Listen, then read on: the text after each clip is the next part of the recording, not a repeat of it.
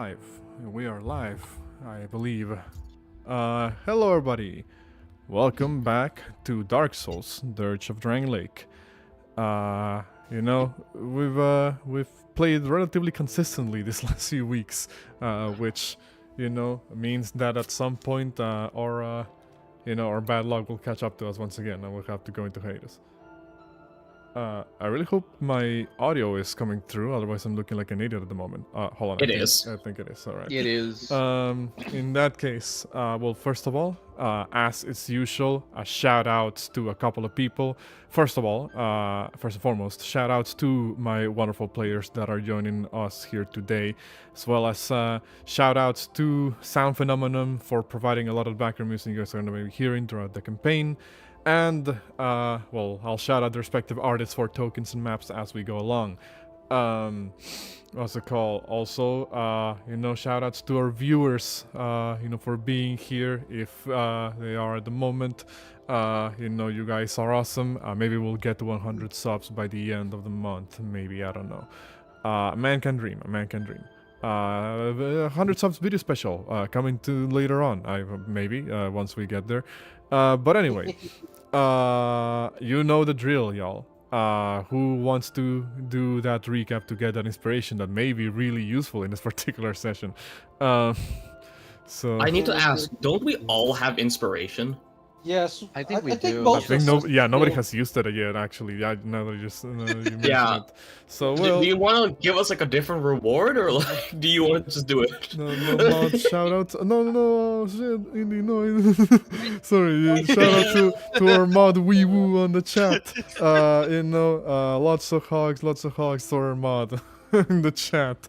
I think a lot of us are going to use the inspiration now, so let's keep this reward and give it to one random NPC that will kick our ass later on. Don't We'll see how it goes. Honestly, that'll be awesome. Though. Maybe I'll use it. Yeah, maybe I'll right? use it. Freaking pull a Star Wars. But Okay. well, With quick- Dark Knight Point. quick recap in that case that I shall take over for the time being. In the last session, the party made their way towards Fort Cardinal, or were making their way towards Fort Cardinal, one of the largest forts in the west side of Drangleic. However, before that, they ran across a mysterious stranger named Pate, who warned them of the local dangers in the forest nearby the town. And the party, didn't really care that there was dangers. They just kind of marched towards the danger and ran into... I am the danger. Exactly. And ran into a dead ogre that had been recently slain by a white knight of sorts. The party tried to communicate with this knight. The individual proved to be maddened, perhaps fully has lost his mind due to some form of undead curse, as the party has been hearing that this is actually starting to spread towards Drangleic. However, Or he was being a catty bitch and giving us the silent treatment because we did something to him, but probably, it's one of those scenarios is more likely than the others. The individual attacked the party, and the party had to fight back, eventually killing the knight in the process and taking the weapon, which I believe, did I say was a spear? Yep. Yeah, it is Yes, a it spear. was a Deals a spear. little bit of lightning damage. Additionally, the enchantment of the magic is old and has worn down, so it's not as powerful as it could have been before.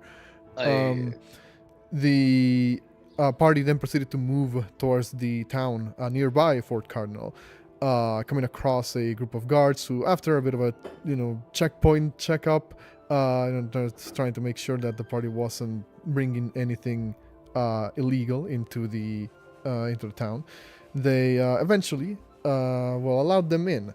The party settled in for a night of rest at the local inn before getting ready in the morning to go to this combat demonstration that is taking place within the fort itself. The purpose of which is to serve as a potential training for the soldiers of the fort.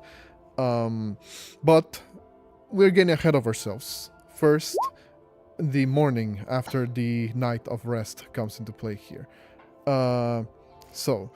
You guys have... Wait, Yeah. Hold up, there Wait, was gonna be another background thing between Shieldbearer and Signis.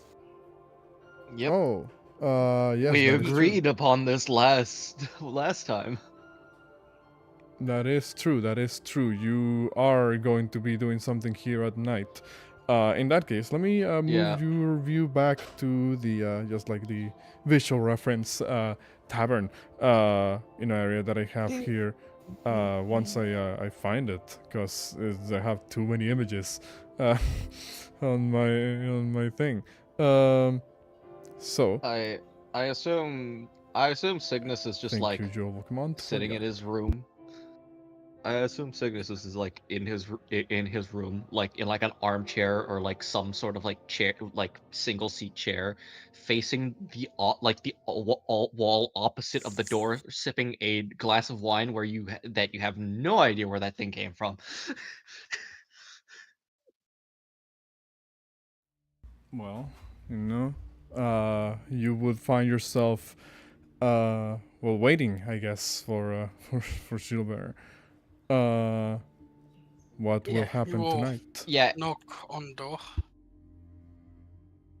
come in. Greetings. Could we have So, a talk? what were you seeking to discuss? Cygnus is just going to turn the chair, sit down. Like, is there another chair in the room? Is it just one? I assume it's just I'm one. gonna, So like he's just like, I'm gonna say there's at least like in one more other chair. Like usually the way a lot of fantasy inn rooms go, is that there is like a little like tea table over in one corner of the room that has like at least two chairs there for nightly conversations such Yep. as this one. Cygnus is just going to gesture to the other chair then, to say, have a seat. What did you want to discuss? I am not going to lie to you. Your discussion, and with Ace earlier, I could hear through the walls. Also, be aware that this conversation's not entirely private. I already knew most conversations here wouldn't be private. So, if you want to take us somewhere else midway, just say so. But I was Unless the topics unless the topics that you are planning to discuss would have me deem it such, I don't see why we would need to leave the sacristy of the inn. curious how it exactly worked with your personalities, your masks. Oh. We are going to have to leave indeed. Cygnus puts down the glass of wine on the table.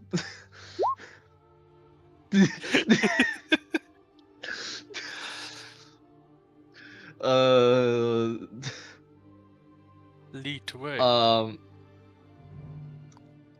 Can Cygnus like try and like scout out like a spot real quickly to see what areas just might not have people, etc. I'd say that you don't need to roll for this or anything. Like the town is very quiet and peaceful at night. You can probably find like, a corner out of the way or an alley or something that doesn't quite seem like super, like traversed, I guess. And people could interrupt you. Also, hello, Musmero. Welcome to the stream. Yeah, Hello. you will be able to find something out there. Yeah. So, could you clarify what exactly you meant by that question? Just like it says, explain how it works and what exactly happens. Who all are you?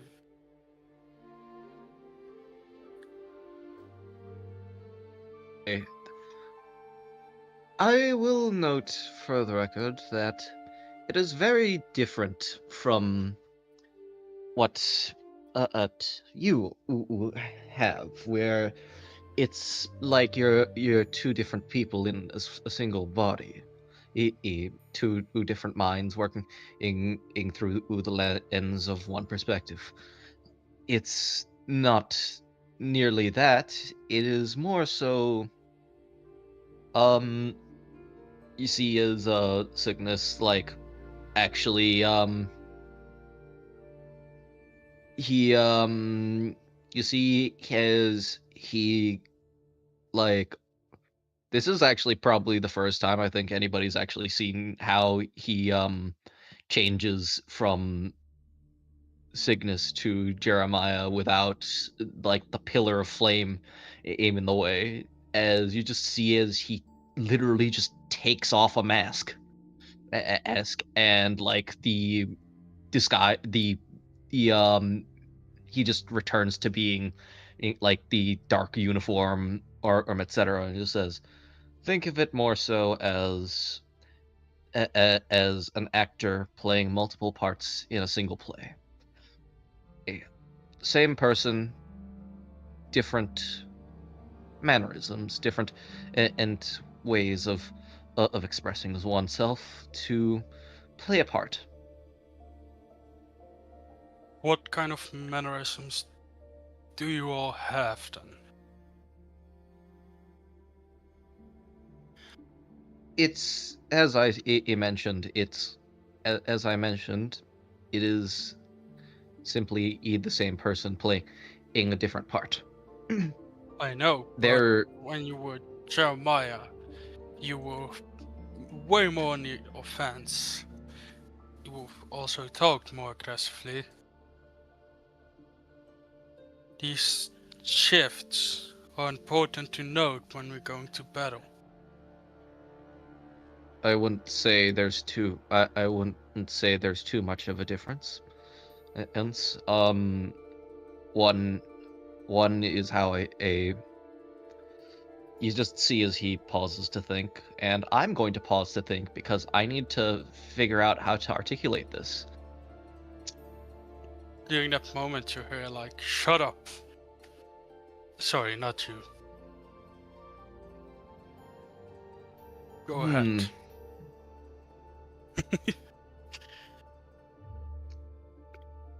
That it's quite difficult to say. I would say that when I am Signis, I'm a lot less. I'm a lot less inclined to,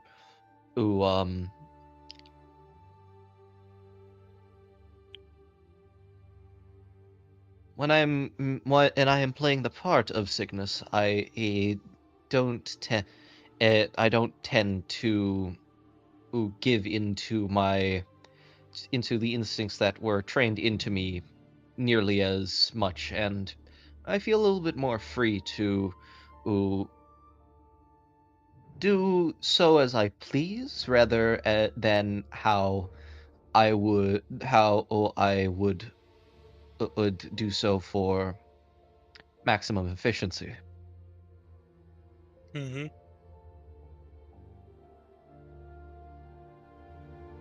Other than that, there's nothing really a difference. The masks simply the different masks simply contain fragments of my memory. It is not as if it's a different personality per mask. It is simply another piece of faceware that I put on that allows me to use different doctrines that I otherwise would not know. And how many do you use? 9 effectively. 10 if you're considering Signis. As you see, he holds up literally just a version of like the faceless mask, like the like plain white mask, but this one is like the other faceless mask, you had noticed was like it had that like smile. This one's just like this one is like looks like it is mad. Like the others just look mirthful. This one is one that is like unsettlingly fucking in in so it's just like ear to ear smile. And that and the as he just holds it up, there's not really too much I can say apart from that. As he puts on the mask again, it is just an act, a game of pretend, if you may so say. But what if you act aggressively while we need your more calm side? Do you need to change the mask? No, it is simply a choice.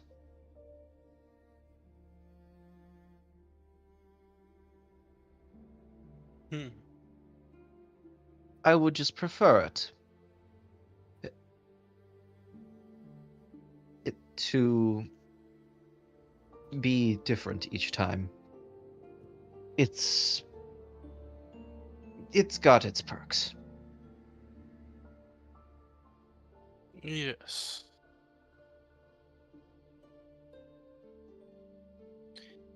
I think I understand a bit better now. Thank you. There's one more unrelated note I wanted to talk to you about. And what is that in particular? You looked scared to push on back at the cave. May I ask what burdened your mind? You see like Signis, who had sort of like plastered on a smile after or the entire conversation. You just see like that expression just like leave as he like gives you this like literally just 1,000-yard stare as he just goes, "Not a story for today."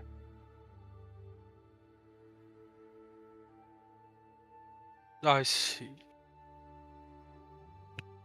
Then I won't bother you with it.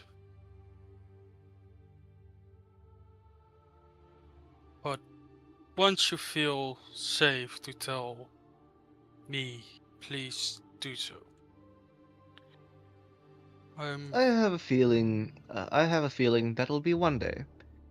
And it won't be just you. Everyone else would be able to learn of this, but at the moment, while I wouldn't say I don't trust any of you, I'm not quite so. I wouldn't say I'm quite so close as to who, well, provide you with that information. That's fine. Some people are more closed off.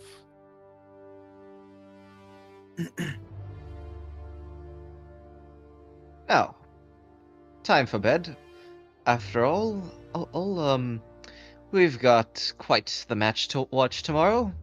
Atlas and Valencia are gonna have a lot of fun. Ace. Wait, no. So Ace and Valencia are gonna have a lot of fun tomorrow. Atlas already beat her up. Just Yes. yes. Quick question, Vorti. I have before the duels, can I use the very limited amount of coin I have to actually purchase a studded leather? your character, in character, you will have to wait until the morning, for shops to actually be open because it's the fucking dead of night at the moment. But I'll Yeah. say you would be able to if you have enough coin to purchase Starlet, which I think is like 45 gold, something like that.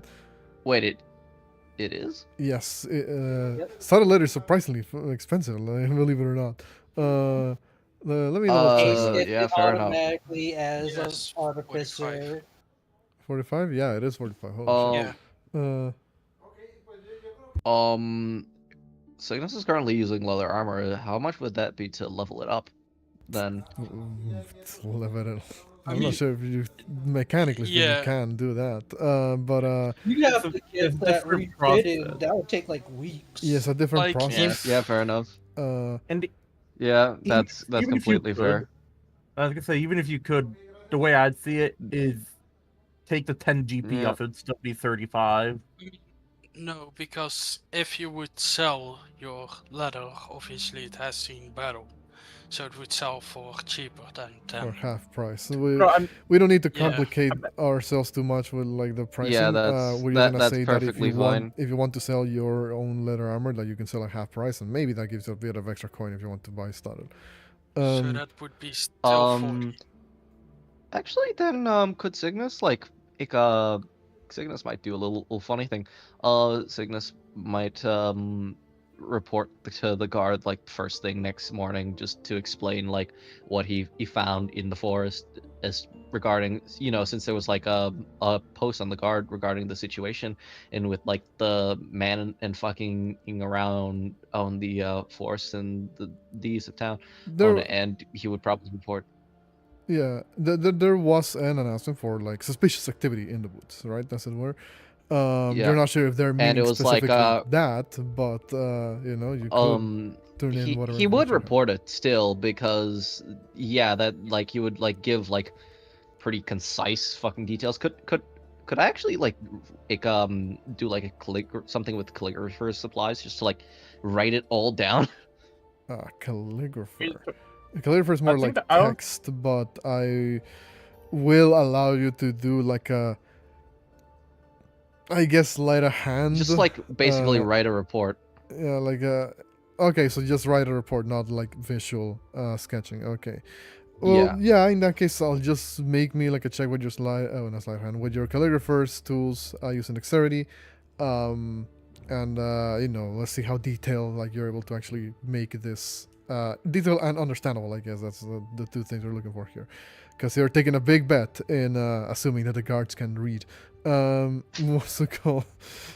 So... Not friggin' 20. First roll of the session. This is gonna go well. Don't use up for nat 20s. Damn. No. Here's the thing. I know I'm gonna roll shit after this. So yeah, I'll say you make a very concise report of the spotting of like the dead ogre, the the strange white knight that you guys fought. Use a base nat 20s. What was it called? Are you also like writing on Pate as as like a suspicious individual, Sure.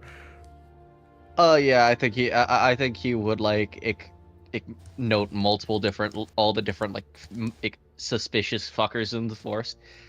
Okay, so you also write about that one fellow with the leather armor and the spear. But that he ran into. yeah, but he wouldn't write down that like he wouldn't write down his name. It's just like, you gotta respect where respect's due. Just gotta say that there's a fucking person there. Gotta get the bag, but not gonna fucking sell the dude out. Okay. Well, we don't need to like roleplay the entire interaction there. Like, we'll just say that this not this specifically the figure that they've heard about in reports. The other suspicious figure that they've heard about is more so described as a sort of woodsman-esque like figure, that presumably with long hair and long beard, that they have not been really able to get any proper first-hand accounts from. But they do appreciate the information, so they will toss in, we'll say 30 gold for you since it's not exactly what Oh, they were fuck looking for, yeah. but they were, that does actually help them, establish more of a perimeter in town and, around that area and see, what type of dangers could be relatively close. And I'm gonna spend 45 on that on fucking studded leather because I now have 63. Okay. 63 minus 45. In that case, unless anybody wants to do something else specific for the night, we'll say that the next morning will come, and you guys will feel very refreshed, awakening in your respective inn rooms, for the night, well, for the day rather. And well, what will y'all do, as you wake up in the morning? Okay, Vorty, we talked about this out of session week before last. Ace has ideas for doing stuff kind of sneakily, so she's waking up pretty early, probably around around the same time as maybe Atlas. Which, if Atlas sees Why Ace bent? Ace, they probably see Ace going out, and it probably looks suspicious because Ace kind of slept in the first time they met, so she's got a plan for something. So, I mean, for Rock, he just takes it as you learned from the last time when he stuck ammonia up your nose to Also- wake you up. Ace, you go up to Atlas's room, knock once, knock twice, realize there's no answer. And if you try to open the door, well, you will notice that Atlas is not there, having gone, presumably the window swinging open, or having been swung open. So Tin Man's already got a head start of doing some shenaniganry. Alrighty. 2 can play at that game, even though it was my idea first. So Ace is gonna go. She's gonna find a potter. Potter. She's going to find a pottery. She's Um, gonna find if they have any clay pots that they're not using anymore. what time do the duels take place at? Duels will take place roughly at 10 in the morning. 9:30 in the morning. Not that they have established a specific, time, because I'm not sure if they are aware if Drangleic has a concept of AM and PM in the world, but they. Why would it be currently? Yeah, they would probably just say, oh, roughly at this point when the sun is at this position. What time would it be currently? I mean, assuming you guys are waking up relatively early in the morning, I'll say you guys would roughly wake up 7:30, at the earliest, because you guys were out and about for a while during the night, so I think that's kind of reasonable. We'll mention to the group after getting a piece of bread or something for breakfast. Ace is gone. She already flew the coop. Well, Yeah. the group that people of the group that are present, that you will meet them at the. I'm not gonna lie.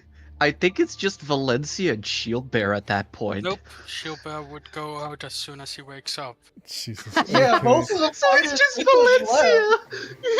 Valencia.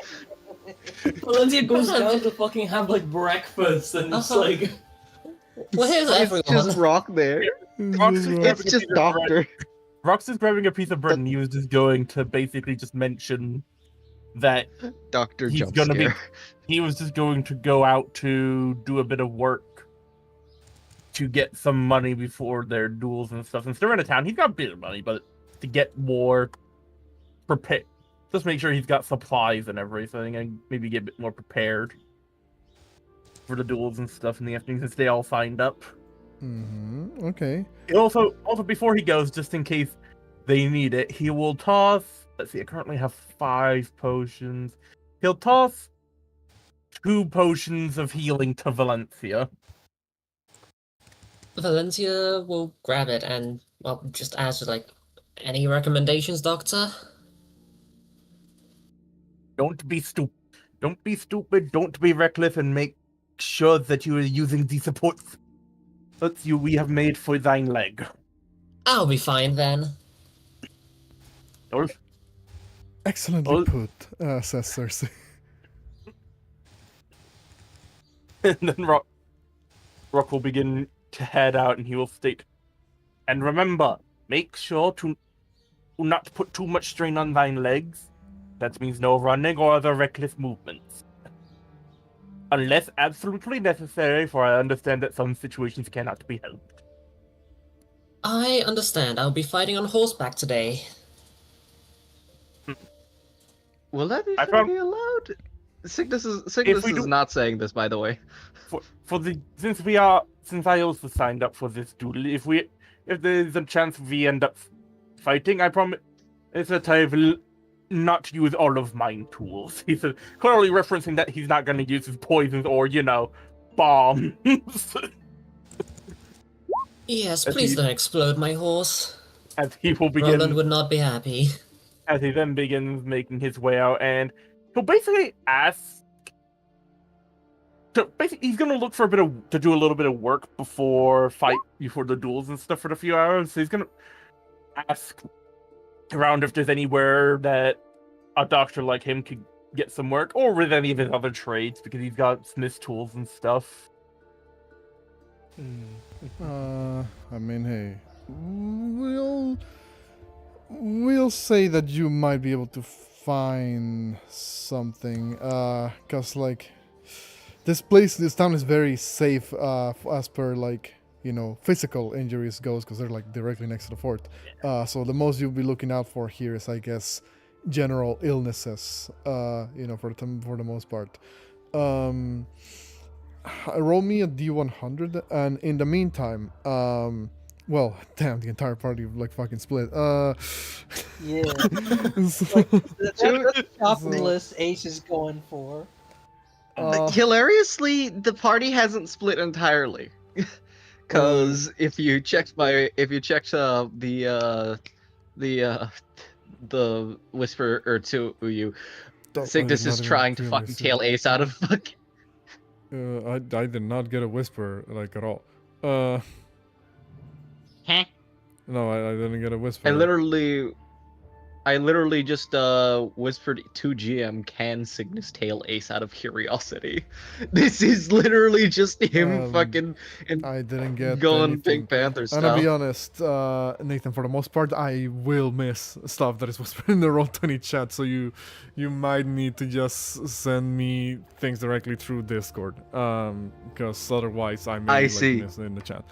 Because when I'm doing a lot of stuff and I see people typing a lot in the Roll20 chat, everything kind of blends together sometimes, and you're gonna need to send it through Discord if you want it to be, if you're not sure that I read it or have noticed it. But Such is life. That's an oof on the D100 potentially. This has been a good. What's it called? Spitting the party, tactical nuke incoming. No, not quite. What's it called? But in that case, who do I cut to first? Well, first of all, Signis, I guess you just make me a stealth check. What's it called? If you're trying to tail Ace, I guess. Watch me roll shit. I So, rolled shit. you don't need to come till the fight. Okay. Well, the thing is that I was planning something to happen in town as you guys are getting to the to the thing, but because everybody headed out at different times from everybody, it's kind of hard for me to make this happen now. So I'm gonna roll a 1, 2, 3, 4, 5, 6. I mean, well, before I rolled anything. Would Valencia also be heading out relatively soon after eating breakfast, or will she be taking her time? Yeah, she would head out and basically just wait at Fort Cardinal for everyone else to appear. Okay. I haven't really got anything planned for stuff before the fight.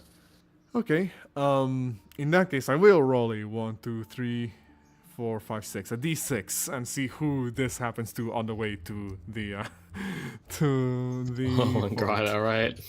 Because everybody's heading out at different times, so we'll see. Yeah. If we get robbed, and Ace is the one who gets mugged, Ace is gonna pistol whip some fools. Oh my fucking god! All right. Sure.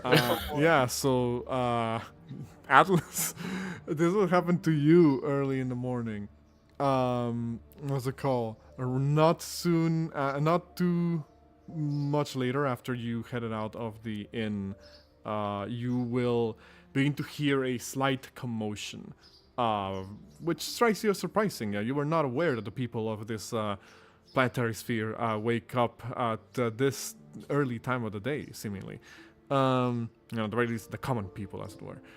Then again, well, they do seem to be dressed as workers to some extent, perhaps farmhands or something to that extent. As you see a number of citizens seemingly giving this one location in the town like a wide breadth, where they seem to be clearing off from a particular location.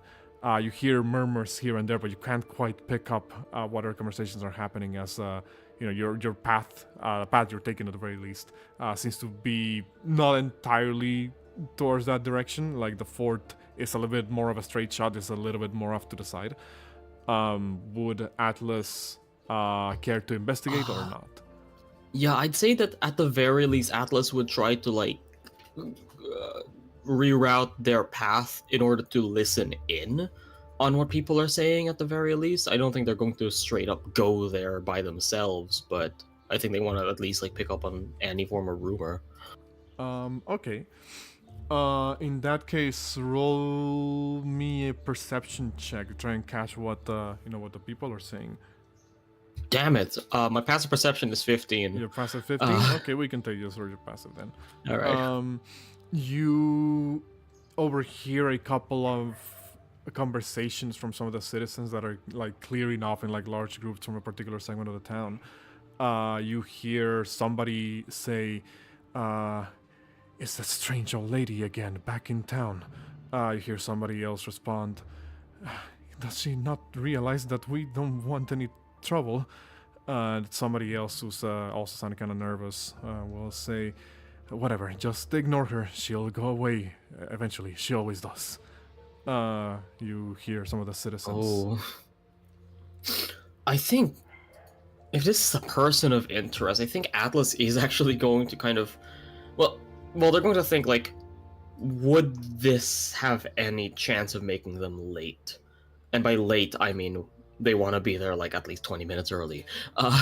Considering you probably would have been the first to get out, Yeah. because you exit out of the window instead of the door like a normal person. You probably still have a little bit of time to spare. Okay. Atlas will actually, go investigate, go, straight shot towards whatever the fuck these people are talking about, or whoever, rather.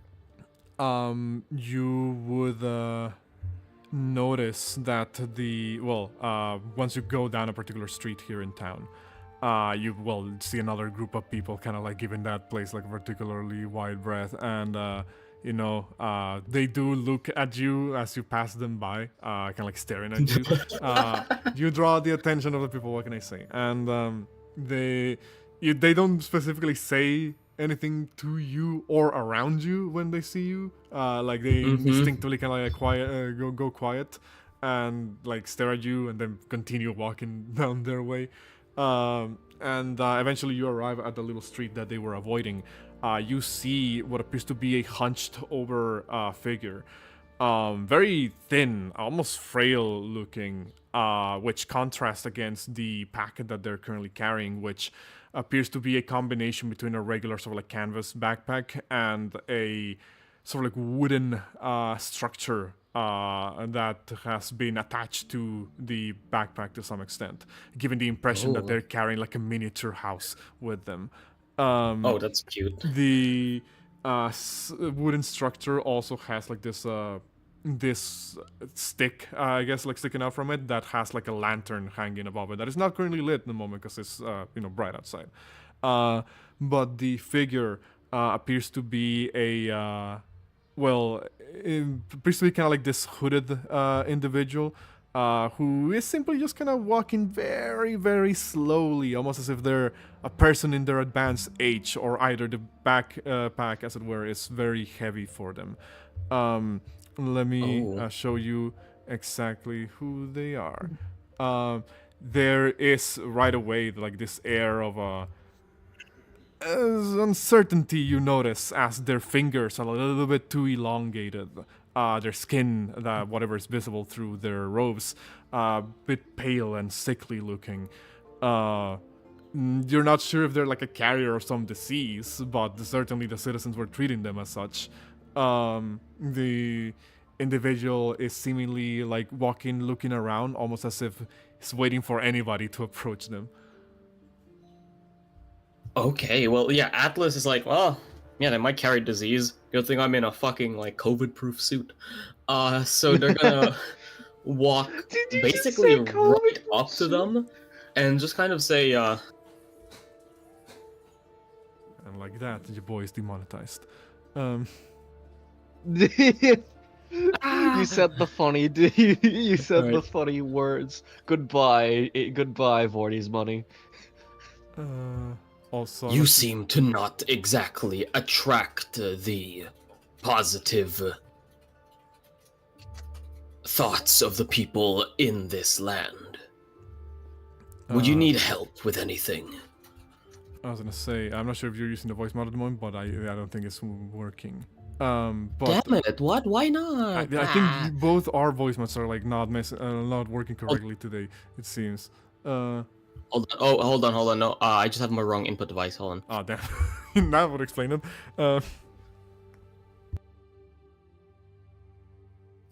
Is this working?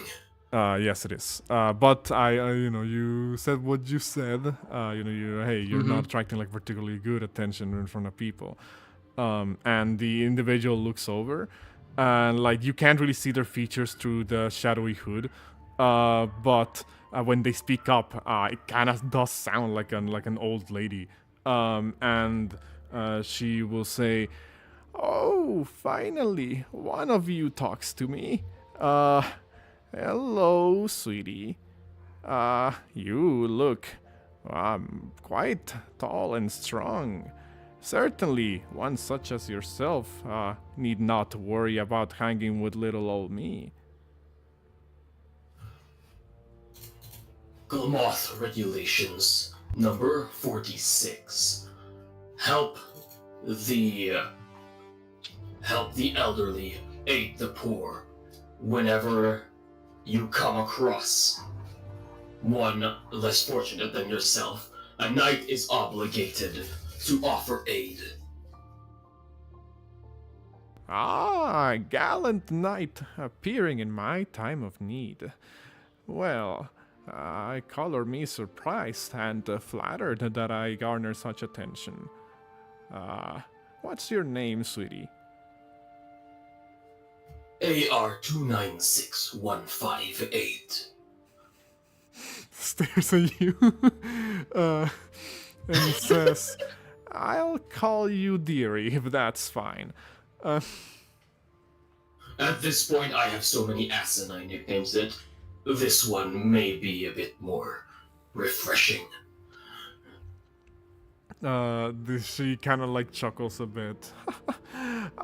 Then I see I've ran into someone that's quite famous to have many names. But dearie,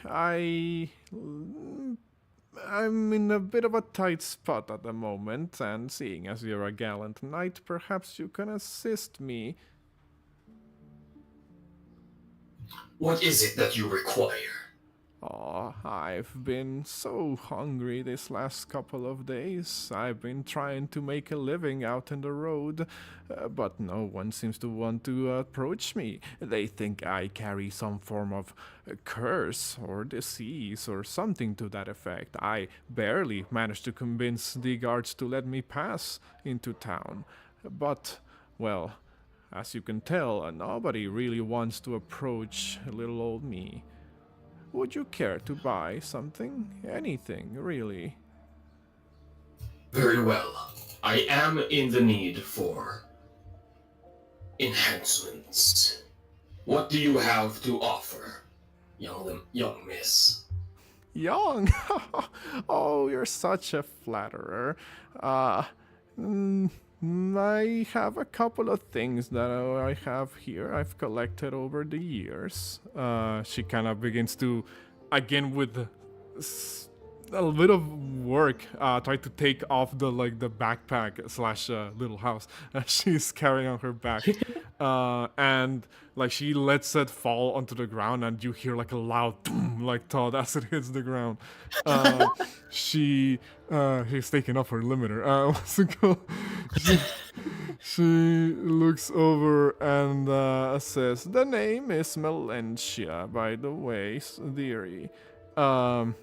And I will show you what she has to offer at the moment. Give me 1 second. Oh, damn.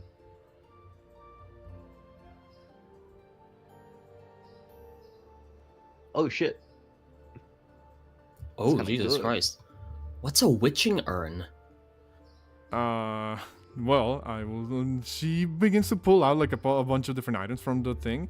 Amongst them, she pulls out something that looks kind of similar to Dr. Rock's bombs. What's it called? At the very least, at first, as far as first glance go. Give me 1 second while I check something. I'm just going to give you the full handout for bombs and urns.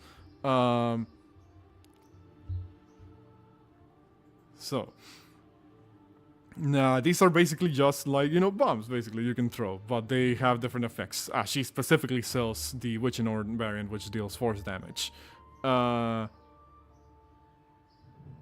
She also has fire bombs, though, right? Yes, she also has fire bombs in her inventory. She, has a lot of things at her disposal. She will show you all her stock and say, "Please help an old lady out. I take almost anything, really, so long as counts as currency." Okay. I just realized I have logged down 10 gold pieces. I don't have 10 gold pieces. I have 10 universal credits. Which fucking do anything. That's fine. What's it called? Have I seen Blockstone before?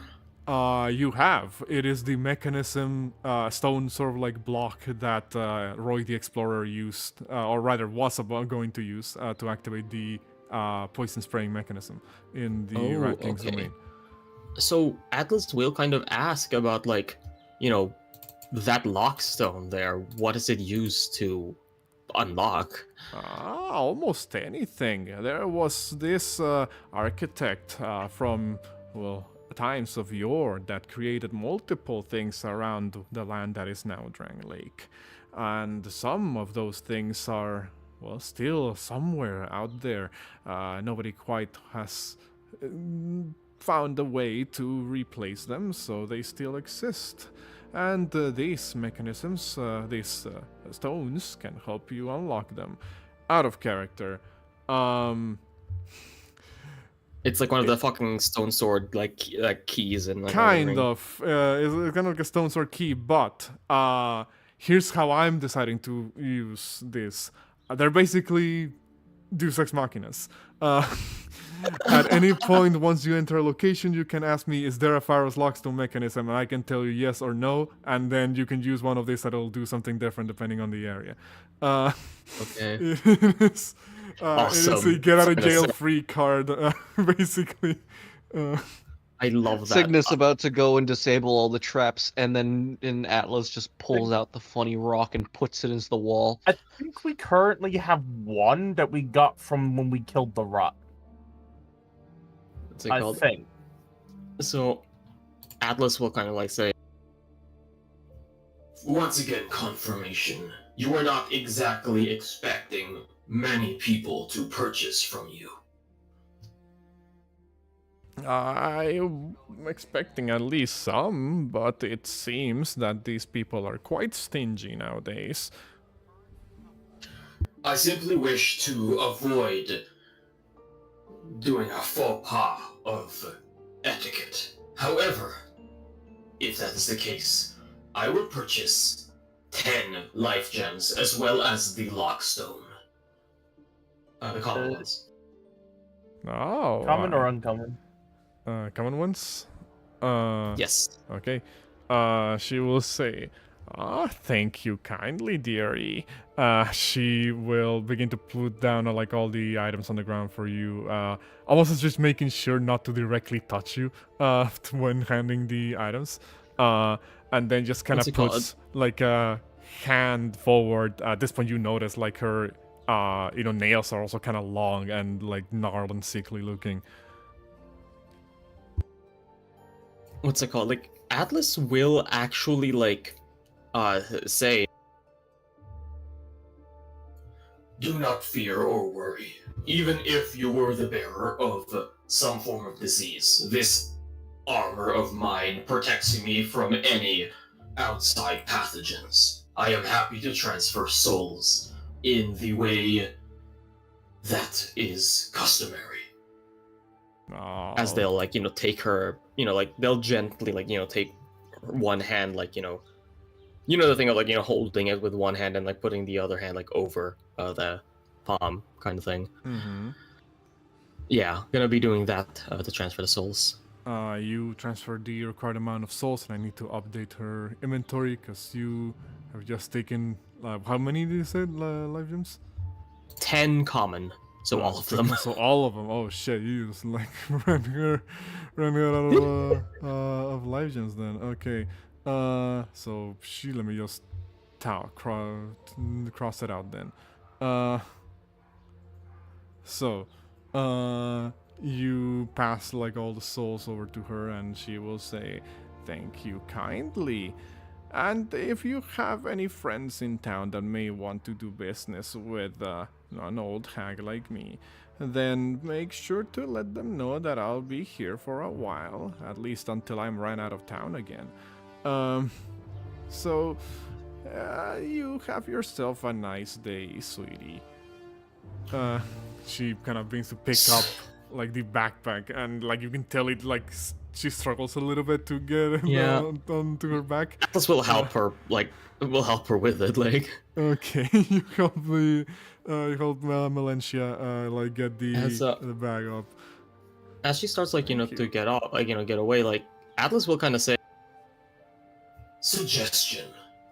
We are currently the custodians of a certain town that has a population that is similarly afflicted with a curse.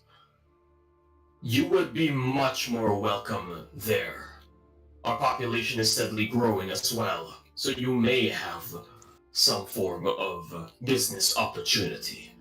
You need not stay or become a citizen, but the option is always there for you to arrive to unload your wares. Oh, you're offering me a stay in your little town? Where? It is always open for you to visit or stay. We are still in the process of renovating and creating a more hospitable town with a sufficient capacity, but you are welcome anytime. Thank you kindly, dearie. I will well, perhaps come visit it one day. Where would this place happen to be at? I guess, like, Atlas will. Well, fucking, I can't. Atlas has cartographer's tools. I guess Atlas will just, like, make a, do a quick map for her. Little They do doodle. have, like, paper. Okay, just make me like a cartographer's tools check. We'll say Okay, using either your intelligence wisdom. I'll your use or intelligence. wisdom, so go ahead. 17. 17. as a fine enough map for for just being like a quick on the fly type of thing. So Yeah. you make this little map, hand it over to Melentia, and she will say, it's a bit out of the way, but who am I to complain? Thank you for the hospitality ahead of time. I will see if I can get towards your town in a bit later on. Once I'm done concluding business here, I believe it might be high time that I pick up and go somewhere else. We'll see each other again soon enough, I'm sure, dearie. If any person dares to bring you any form of trouble that you may not be able to get yourself out of, this town is small enough that I believe you will be able to get a call to me. So, if you ever find yourself in a compromising position, do not hesitate to seek me out. Aw, you are so sweet. Yes, if I get into any trouble, I'll shout for the gallant knight to swoop in and protect me from danger. She kind of like goes. She kind of like reaches over and This like is so fucking tries wholesome. to like, I guess, quote unquote pinch your cheek like through the helmet. Kind of like reaches up. She's like a little bit hunched over, so she kind of has to like stretch her arm a little bit. Like I said, her arms are like seemingly unusually like elongated. So like it does, she eventually she does get to like put like her finger to your helmet. She would probably be able to get a grip, considering like the helmet is made up of like many different like segmented pieces. She'd probably be able to actually grip one bit to like shake it a little.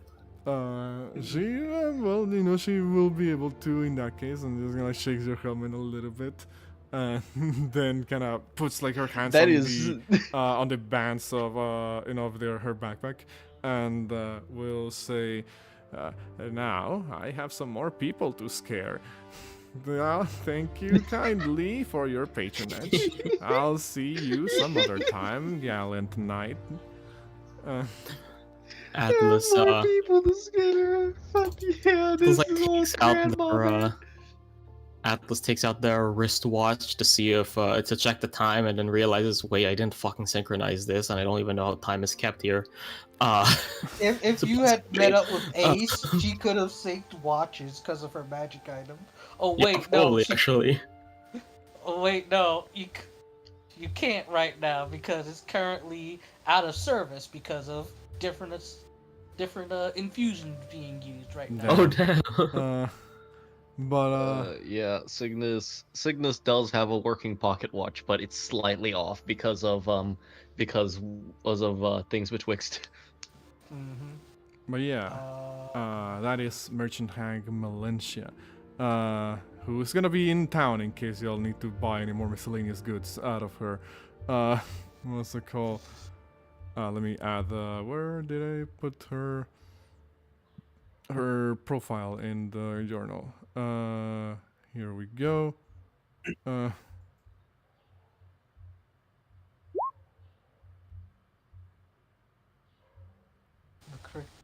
crazy old lady. Don't be for competition.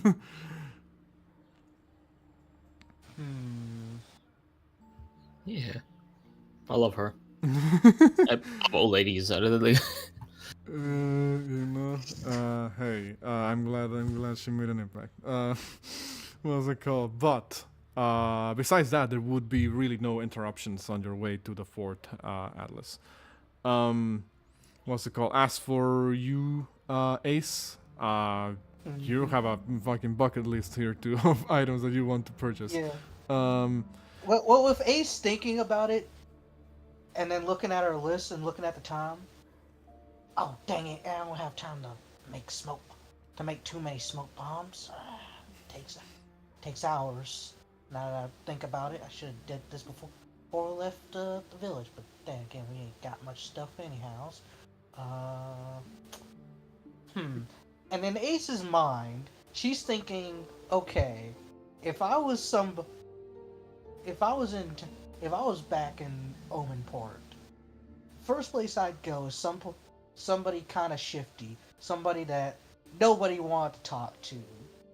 Maybe there's somebody who's black market dealer, or somebody who's peddling goods outside of town. But who's gonna be doing that? He's gonna bump into the old lady.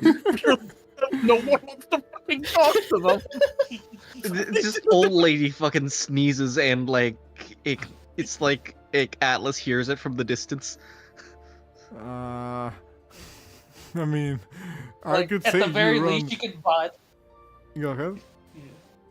Yeah, at the very least, she can at least buy like a bag of caltrops and a bag of ball bearings. Melange is just walking From, in like, the background in the back of the frame of the shot. She's looking behind Ace, while Ace is like, I wonder who could be peddling goods at this time. What's it called? I wonder who the shady new merchant in town that no one really wants to talk to, as the old lady just wanders behind them. So Just tiny old caltrops. lady hobbling about. It seems like a bag of caltrops is like 1 gold piece. So like, A bag of caltrops is gold. yeah, I'll say you know, there's like a, what's it called? Caltrops are usually like tools used by huntsmen, aren't they? Like, you know, back in the day. So I'll say there's probably like a huntsman's lodge somewhere in town that you'll be able to purchase some items from. So yeah, 1 gold piece for a bag of 20 caltrops. Alrighty, and bags of ball bearings. Ball bearings. That's another 1 GP. Where the fuck do you get ball bearings? Is this gonna What is be? it fucking used for? Yeah, I was gonna say like that's a little bit of a specialized job. What's it called?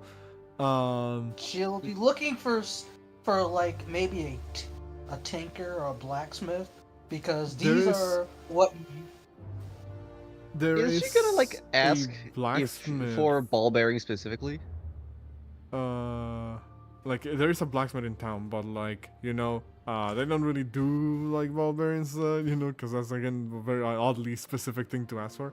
I'm gonna say they might be able to spare some in like a quick job, as it were.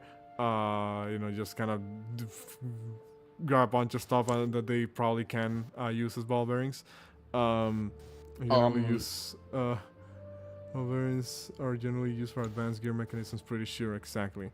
I do have a question. Did Ace like ask like for ball bearings out loud?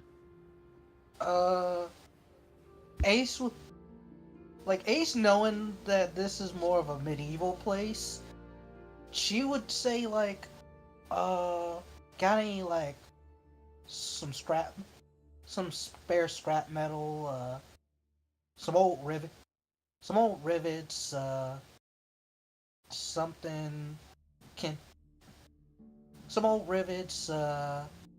spare joint pieces for suits of armor, some chain, some ring links. Signis for, might for like Signis might just like Signis might just like manifest behind Ace.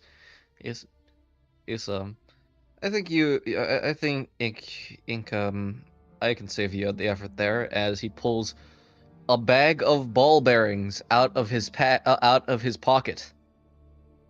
Just where do you come from? Yeah, you beat Ace's passive perception. Hi, hi. I got curious, so I followed you. Would you like the ball bearings or not? Sure.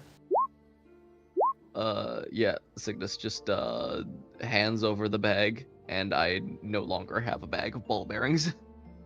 Okay.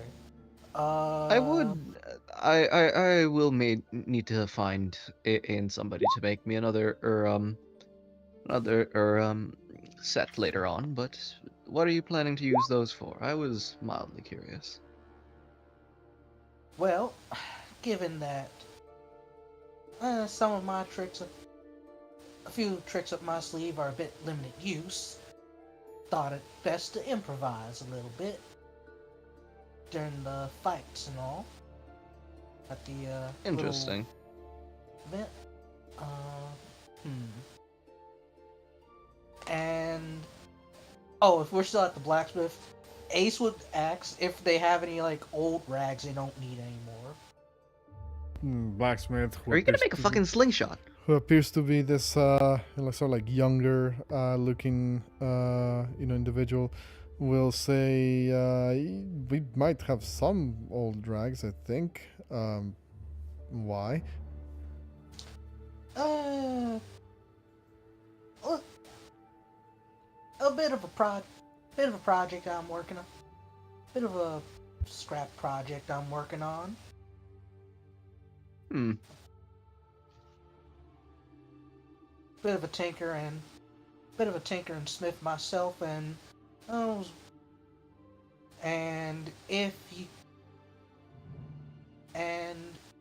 also if you have any soot that from last forging y'all did. What exactly do you need soot for? Personal project. Signis raises an eyebrow. Interesting.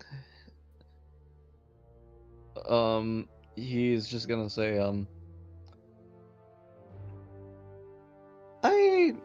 I do wonder,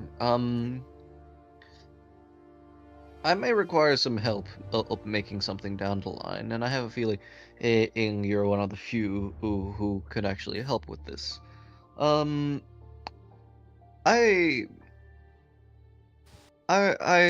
think you've figured out that I have quite the propensity for being able to Yes, I know about your line of work. Yes, sometimes some walls are a little bit too difficult to scale in an efficient manner without being spotted. And holding a grappling hook is holding and throwing a grappling hook, not particularly easy. Any possible tools you could help me design or craft that might assist with that? Well, know how to make a fancy pair of boots that's good for scaling up walls. Helped a buddy of mine with that for helping out Peyton and some new signs. If you get me a decent pair of shoes, and maybe like a couple of days, I might be able to make you some. Out of character, I was actually just looking to get like a fucking wrist mounted grappling hook, man. She's offering to make you slippers of spider climb. Signis can already do that. He has the athlete feet. But yeah, can you stick to a wall though? That is true. Yeah, you would require both your hands to be climbing, which means that you can't really use anything other than like maybe a one-handed weapon. So Slippers of Spider Climb lets you use everything. Yeah, that would be fun, maybe down the line, but yeah, Signis will like think about it. Maybe down on the line, and that would be good, but as of today, maybe not. Oh yeah, I just realized something. Fuck, can we say that Signis made like some fucking paper last night during the long rest? I asked if people were doing shit during the long rest, and people were like, nah. Yeah. So I forgot. Sure. Like how many papers would you have tried to do? Probably just like 2 frost paper. Sure. You just discount the souls of your inventory, or gold Yeah, if you're just using gonna it. discount the souls. What's it called? Again, souls are being used as substitute for gold in case the audience may not be aware. But well, yeah, you would have been able to do that. Yeah. Yippee! I have paper. That's going to be fun. Anyways, it is so Signis so yeah, that's gonna be the situation. And I have a feeling that's the end of the conversation there. Or Okay. because there's nothing really else to talk about, but Signis would just probably hang around Ace until she's done with her shenanigans. In that case, well, Ace, unless you're buying anything else from the list that you got there besides the caltrops and the bell bearings, which, you Yeah, And she the she'd scraps of realized leather. like no scraps of metal. They ain't Oh leather. shit. Well, now that you gave her like ball bearings, she doesn't need those. If they still give the soot and the old rags. they will just like look at you weirdly, but say, well, I guess take it off our hands. Just give you like a couple of old, like torn rags that were perhaps used to clean like oil off a weapon or something, but they no longer need it. They have a couple more that serve that purpose.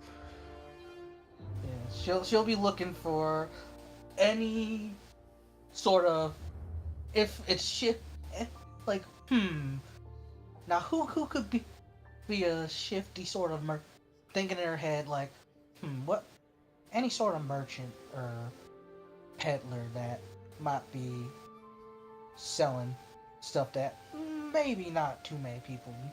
Valencia walks in the background again. And what's it called? You see the blacksmith go What are you like, buying? okay, you're gonna have to go. I can't. That lady over there. I need to close the shop. And the blacksmith just basically shoves you off the establishment. Ace what's it picking called? that up, she's like, huh. And she'll go see the old lady with basically the pack on her back. Excuse me, miss? Oh dear me. Hello, dearie. Oh, your hair is it's a bit. She looks over and does like a gesture, like, "Are you all right, sweetie?" What's It's a bright bug? it's natural. Oh, don't worry about it. It tends to do that.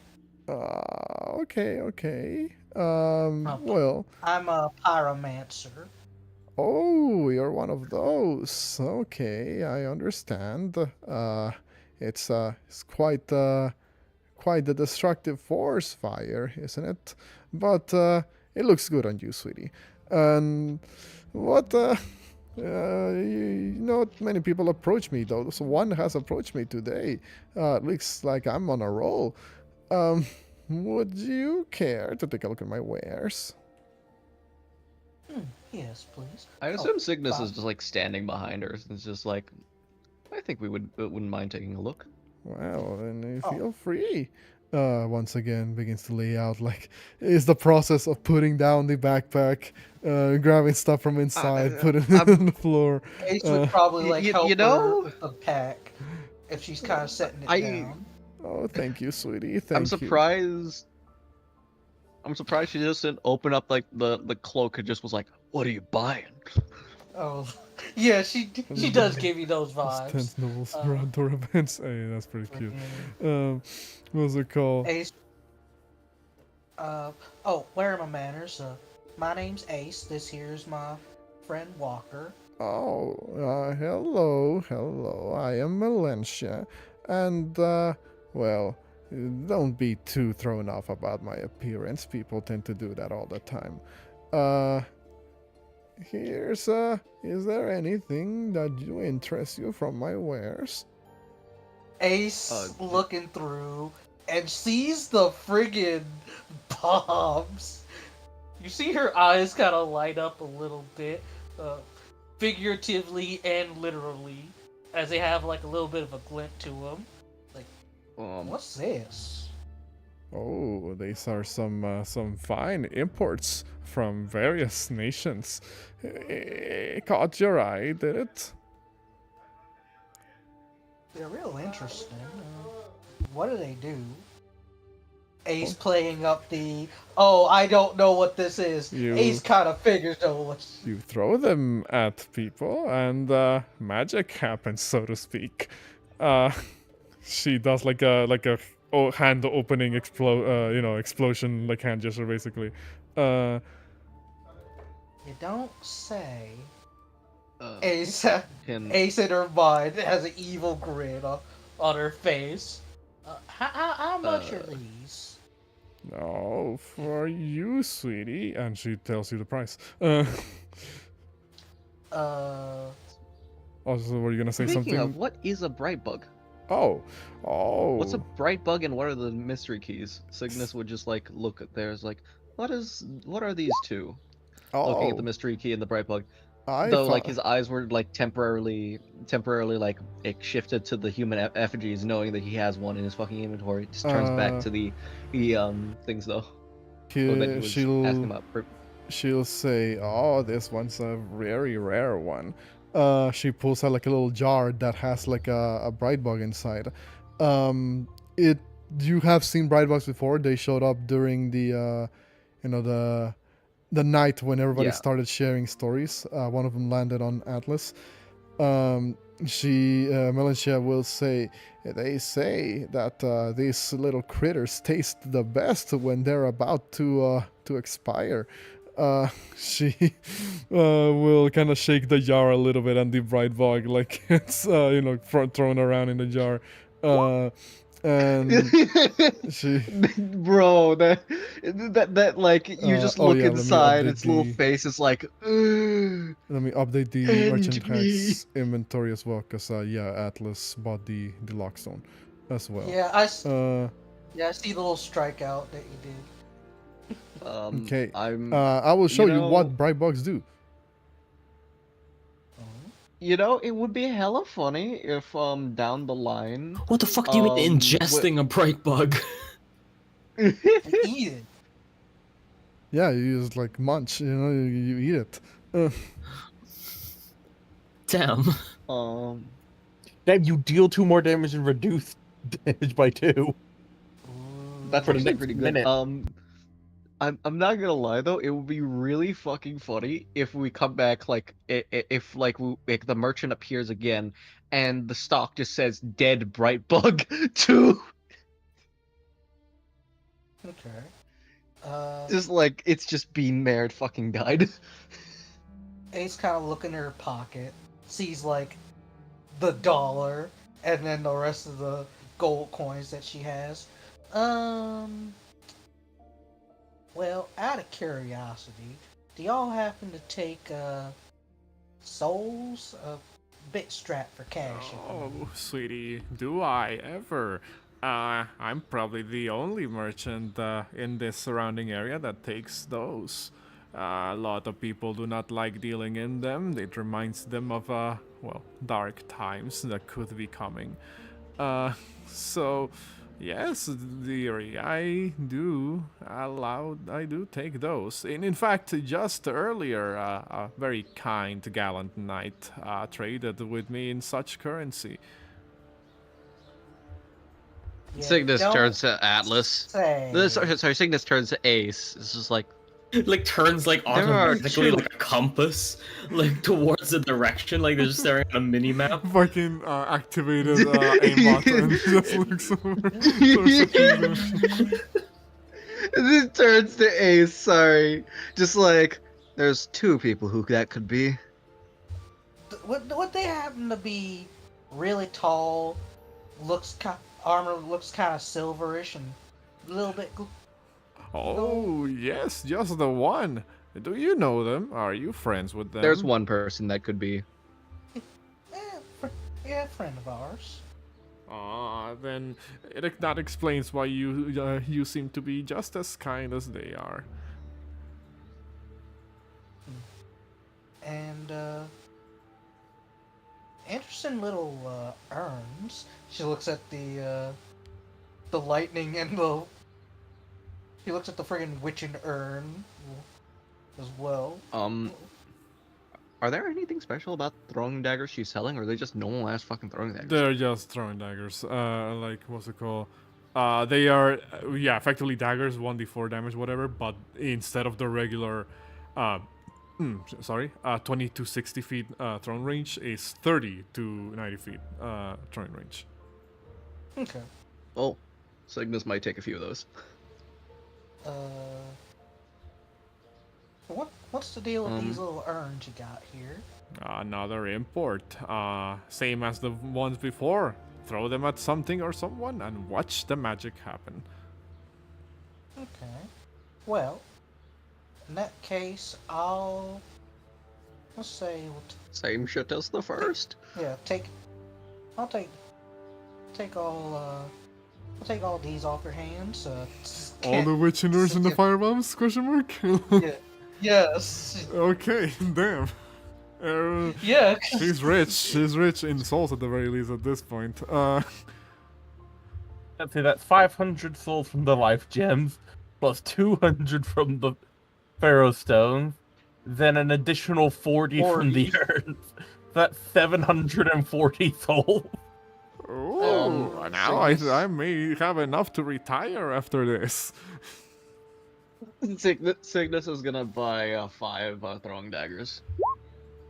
That's 700, so 745. Oh, Jesus. Is Valencia gonna have to deal with bombs and sand in her eyes and caltrops? You don't know. I like how Rock went to Valencia saying, if we fight, I won't use my extreme shit. It'll be an actual fight. Meanwhile, Ace, I'm gonna need some of these. Oh, rat poison. That looks good. Like, here's the thing. She's not gonna try and blow up. She's not gonna try and blow up Roland because she likes Roland. All So right. you're We telling do not me, blow up so the you're, horse. so you're telling me Wait, the only thing stopping you from blowing them up is Roland. Yes. Signis is actually gonna point at 2 different things. This key seems interesting, but also, what are those? He's pointing at the herbs. You see as the key is kind of like this long, kind of thin looking metal key that looks like it's kind of I'm old. just gonna clear out this old grandma's fucking Like, inventory. It does look like it's kind of old. Like there does seem to be some wear, and rust building up onto the key. She says, "Ooh, this is my special prize here, sweetie. I will it for the appropriate customer, of course. This may be a very useful tool." For anybody else, however, may not be worth that much, but I think once the appropriate customer comes along, well, they'll know what to do with this, I think. Ace looks over at Signis. She's got like a knowing look of, So Signis is just gonna look at her, just like give her the look of like that sibling look that you give when you to like your younger or older sibling, like dibs. Like you can intrinsically tell it. I'm gonna show you what the amber herb does. Amber herb. Does it actually consume the get a- urn? Jesus Christ. Yo! Drawback. Next time you would take a short rest. You don't. Wait a second, these are the fucking magic drugs. Yeah. But not, I guess, non-addictive. What's time it you would called? take a short rest. Yeah, so basically, you have, say, a maximum of 3 first level spell slots. You take one of these to regain one during battle. You won't get that spell slot back on the next long rest. What's it called?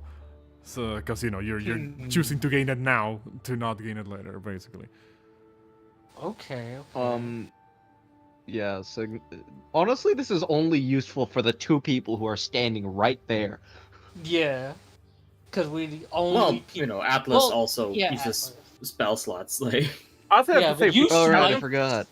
yeah, but I was gonna say that might be why it's better to give it to Atlas because it can get more smites in a battle. Atlas ain't here right now, so. I know, but I mean, if we get the herbs and we don't use them, it might be useful for them,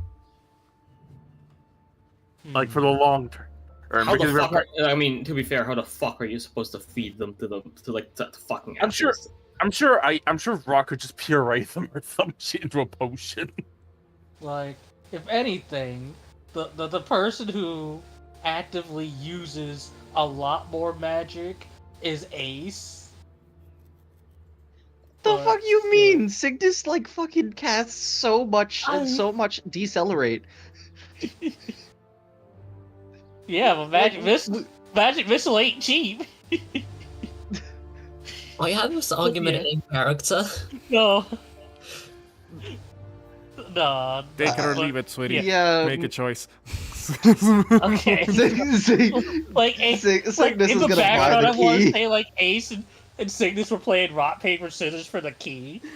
She got really fucking like excited that like these 2 are like, oh yeah, they're friends with like the nice knight person, and she's just saying, oh no, these are children. Okay, fine, you win. Fine, you win. You can get the key. Signis buys the key. You got yourself a mystery key. Well, you'll find out what that opens. How Maybe much does it sometime. weigh? Nothing. It's just- Mystery Mouse Cthulhu. No, it's Oh wait, that I should not say that. Disney will fucking it's, DMCA us. it's not worth any weight, as it were. It's not your weight. But obviously, you don't know what this thing's gonna open. Like, for all you know, you could have been scammed. But no take backsies. Oh, I've seen these. I've seen a couple of these before. Life gems. Yes, your friend clear out all the the lesser ones, but there's still a handful here. How many lesser ones did you have? Like 10, I think. Signis is just like looks at Ace. Well, that was cleared you up. Well, if anything, I'll take 2 of them. I'll take 2 of these off your hands. Thank you kindly, dearie. You know, I just realized Atlas went to a store and just bought a collection of cool rocks. Uh-oh. Yeah, huh? And Ace is the only one who actually uses them for their intended purpose. Forgive I mean, Atlas used theirs. Actually, no, they used the smooth silky stone. But yeah. Would you buy anything else from Malencia? No. Okay. I think that's all the purchasing Ace is gonna do. Also, you didn't write what the damage was for the urn. No, It just says- it is. It It's is the same as written the there. regular bombs. Yeah, Oh, okay. The Yes, fuck? It's just force going instead. yeah. Okay. The key difference between this and like a regular Baldus bomb is that this one's only deal 1d8 instead of 1d10, but they can be used by anybody. They're considered like simple weapons basically for purposes of being used. You can add however many of the bombs that you purchase, which I guess is all of them. Yeah, all the bomb weapons. So with that exchange, Malencia kind of picks up the backpack again and says, Hello? Hello? Yeah. Hello. Sorry, my fucking headphones had skill issue. They just shat themselves. Jesus Christ. Couldn't hear anything for the last like 4 minutes. Damn. Okay. Well, I mean, I was just asking if people were buying like anything else from her. Yeah, sorry, my bad. Yeah, I think Signis will probably just buy like 1 amber herb and just be done with it from there. Okay, in that case, 1 amber herb off her inventory. So, She's walking away with hella cash today. Shadow Wizard Money Gang. I'm going to treat myself to something good down the line. Oh, also, your friend invited me to that little town of yours, so I may swing by at some point, I think. If you don't, I wouldn't. I don't think we would mind having you stay for a while. That would be delightful. I just realized something that's effectively because of her own words of people not really wanting to buy with souls. Unless other places use souls, we effectively just sold an old lady cryptocurrency because she's extremely wealthy, provided she can find somewhere that takes the money. She has to. I just imagine like her stock will just like swap with Shalquar down the line. Like Shalquar's stock goes to dog shit, and then we just see it on her inventory, like double the price later on. Well, Sharkor sells specific magic items. The Melentia just sells general useful shit. But yeah. Also, with that, just if y'all won't do much of anything else until heading your way towards the fort. Just moving through people once again. Rock, you do find some people that are dealing with nothing really serious. You're all pretty low in the D100. It is how do I word? What's the word in English here? Sprain? Not like a sprained like knee, but like some kid. Some snot-nosed kid just like fell and like hit their knee and scraped it against the floor. So yeah, like a bruise or scrape. It was like a scraped knee, basically. As you see, like a mother, kind of like the trying kid tripped and ate shit. Like a mother just trying to like tend to the kid's like injury. Basically, going from the angle of like, no, you're all right. It's just a scratch. Would you assist them or you just pass them by? Like, part of me is like, be nice, help kid. Other part of me just goes to rock right. It's just telling the kid to walk it off and leave. Because it's not really, like, infection, yeah, but it's like, I don't know, I think it should be leave.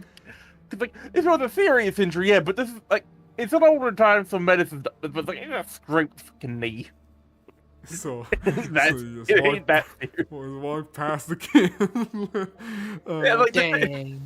Like Rock's not gonna go out of his way to just treat a random scraped knee. That shit builds character. You gotta learn to deal with it. The shit builds character every parent ever. Not character. Okay. I'm not here, folks. Rock says, like, freak these kids. Like, if it was a serious injury, yeah, but it's like you scraped your knee, shit happens, walk it off. I just realized, would this kid like start fucking crying because their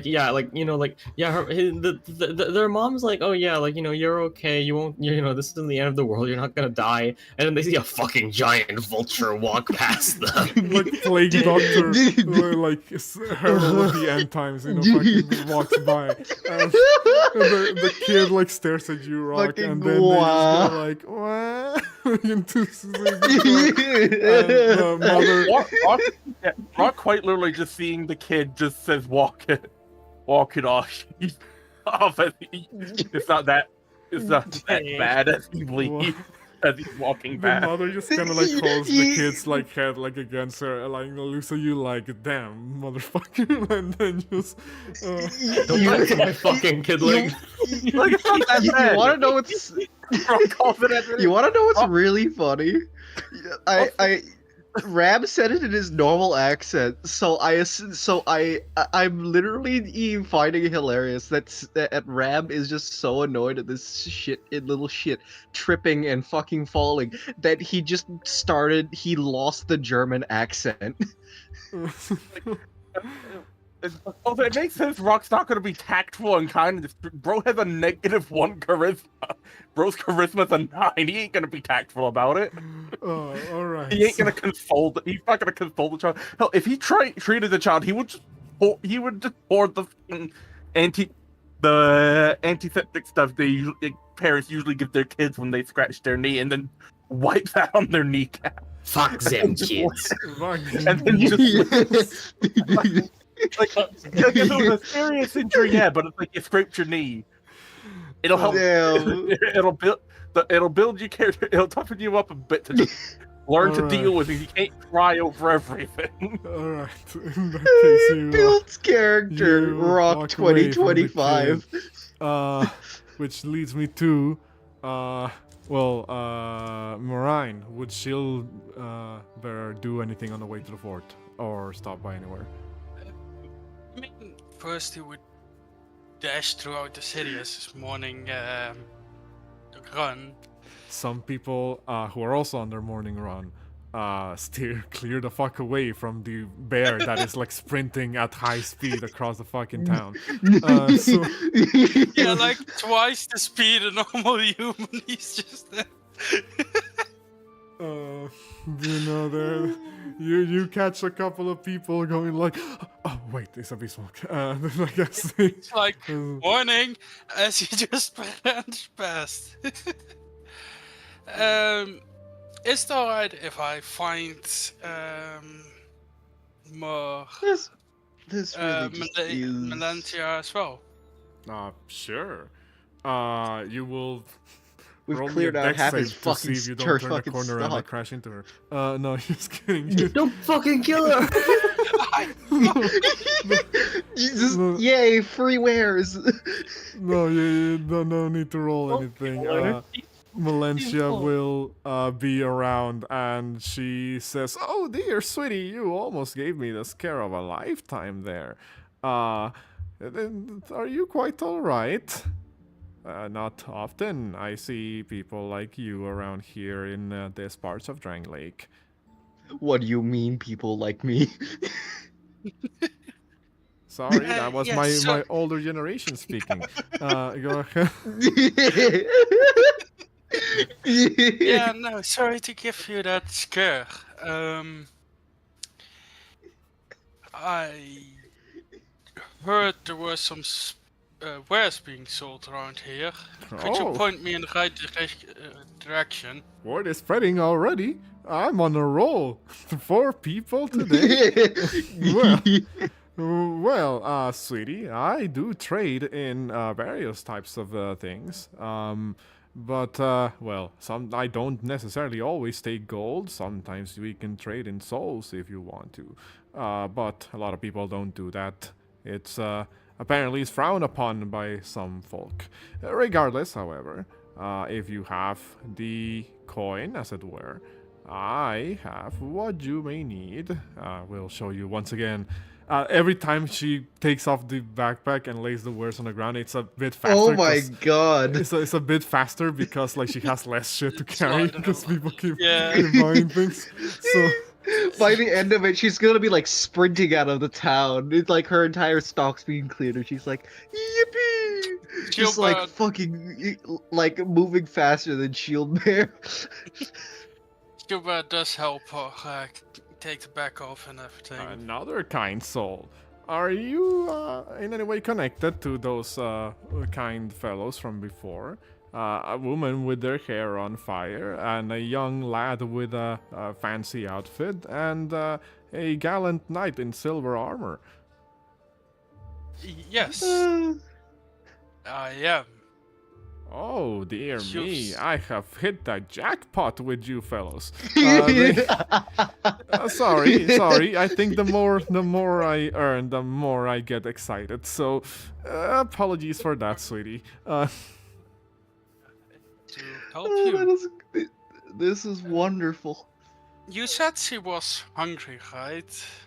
That's what she said to Atlas, but you haven't no, seen her go like- anywhere to purchase food ever since we started arriving at town and selling shit. Oh Right. my god. No, I thought maybe she looked like Again, malnourished. Is that Yeah, the she right word? does look malnourished. She does look sickly and pale, yeah. but like, you know, she seems to be acting in a way that doesn't really match her otherwise like sickly appearance, other than just putting on like a weak voice.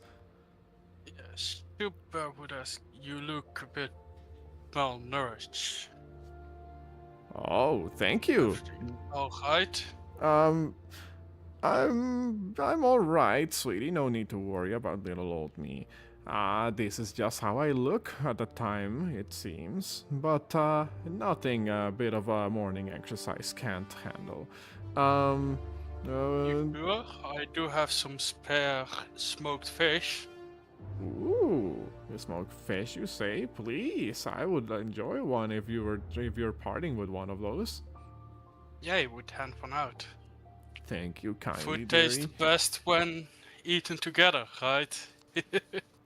I would agree if I have eaten with somebody else for the last couple of years. But it's fine, dearie. Thank you for My this God, this regardless. poor old lady. Thank you for this know, regardless. If you can't find a place to stay, we have a good place. Your friends have already invited me to the town already, sweetie. I must say the hospitality is already looking very, very well. So, thank you for the offer. I've already accepted it. I will come by when the time is right.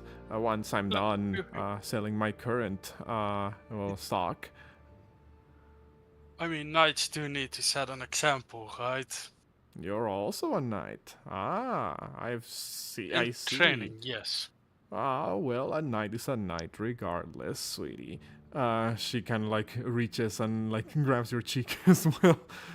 It feels awful, cause you know it has like a very dirty, like gnarled hand. So it doesn't feel super great. Atlas was spared. Silver will smile with it and even blush a bit. She says, "Now, How the sweetie." fuck does he blush? He's a black bear. I don't think you can see the skin underneath it. Now It's what? just anime blush. Yeah. There's like the 3 red lines on each side of the cheeks. What was it called? So, what can I help you with? Oh, there's a lot of dogs nearby, it seems. They don't like me either. Yeah. She will show you her stock. Yeah. He would buy 3 life gems. Okay.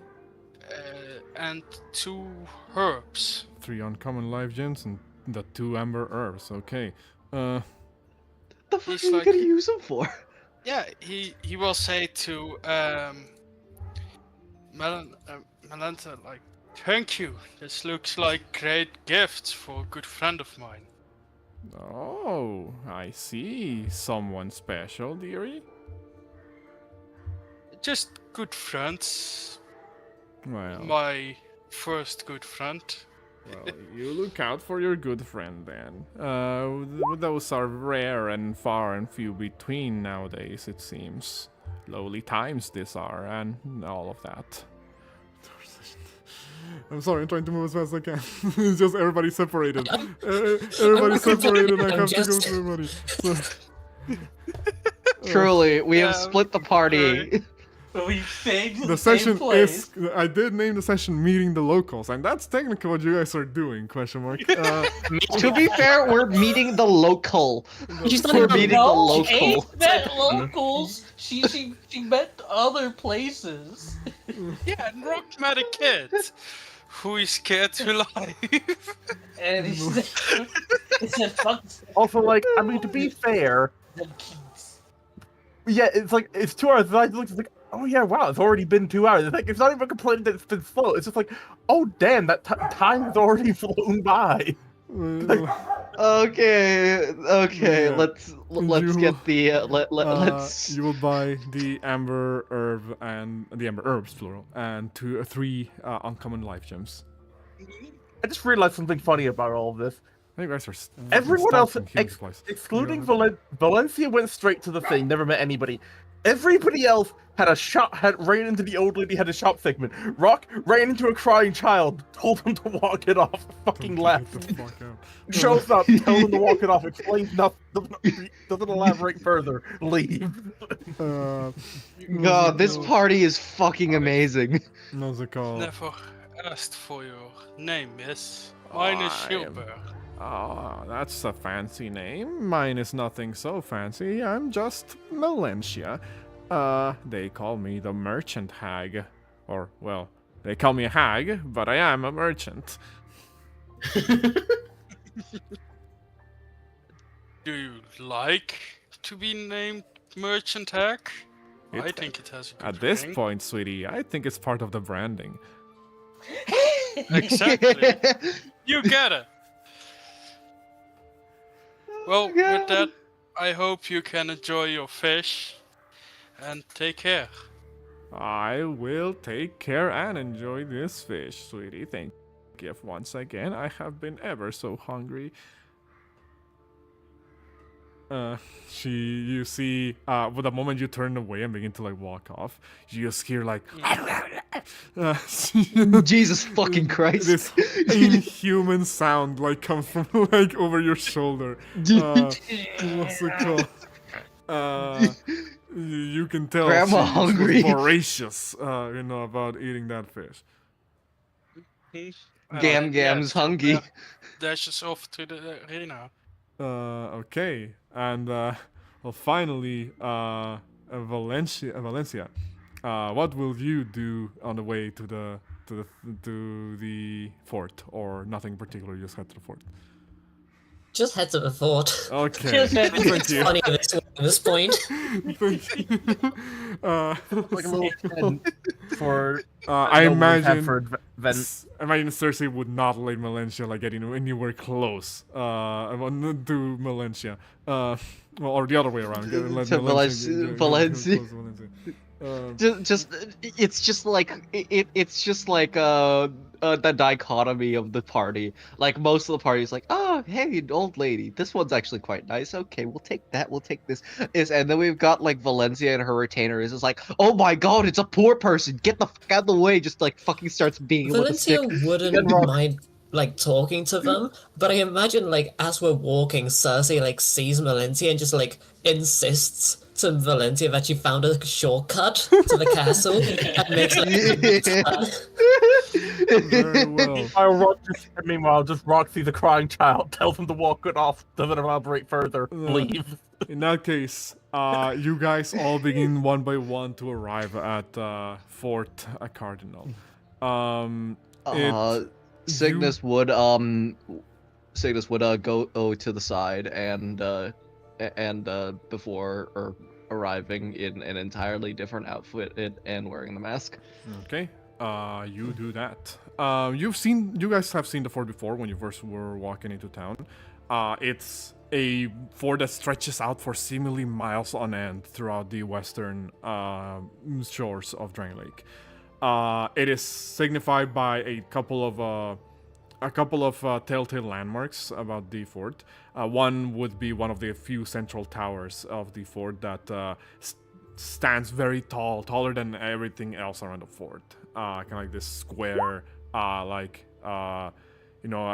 guess watchtower of sorts that has some form of like bell, perhaps at the very top. Made almost 3,000 souls.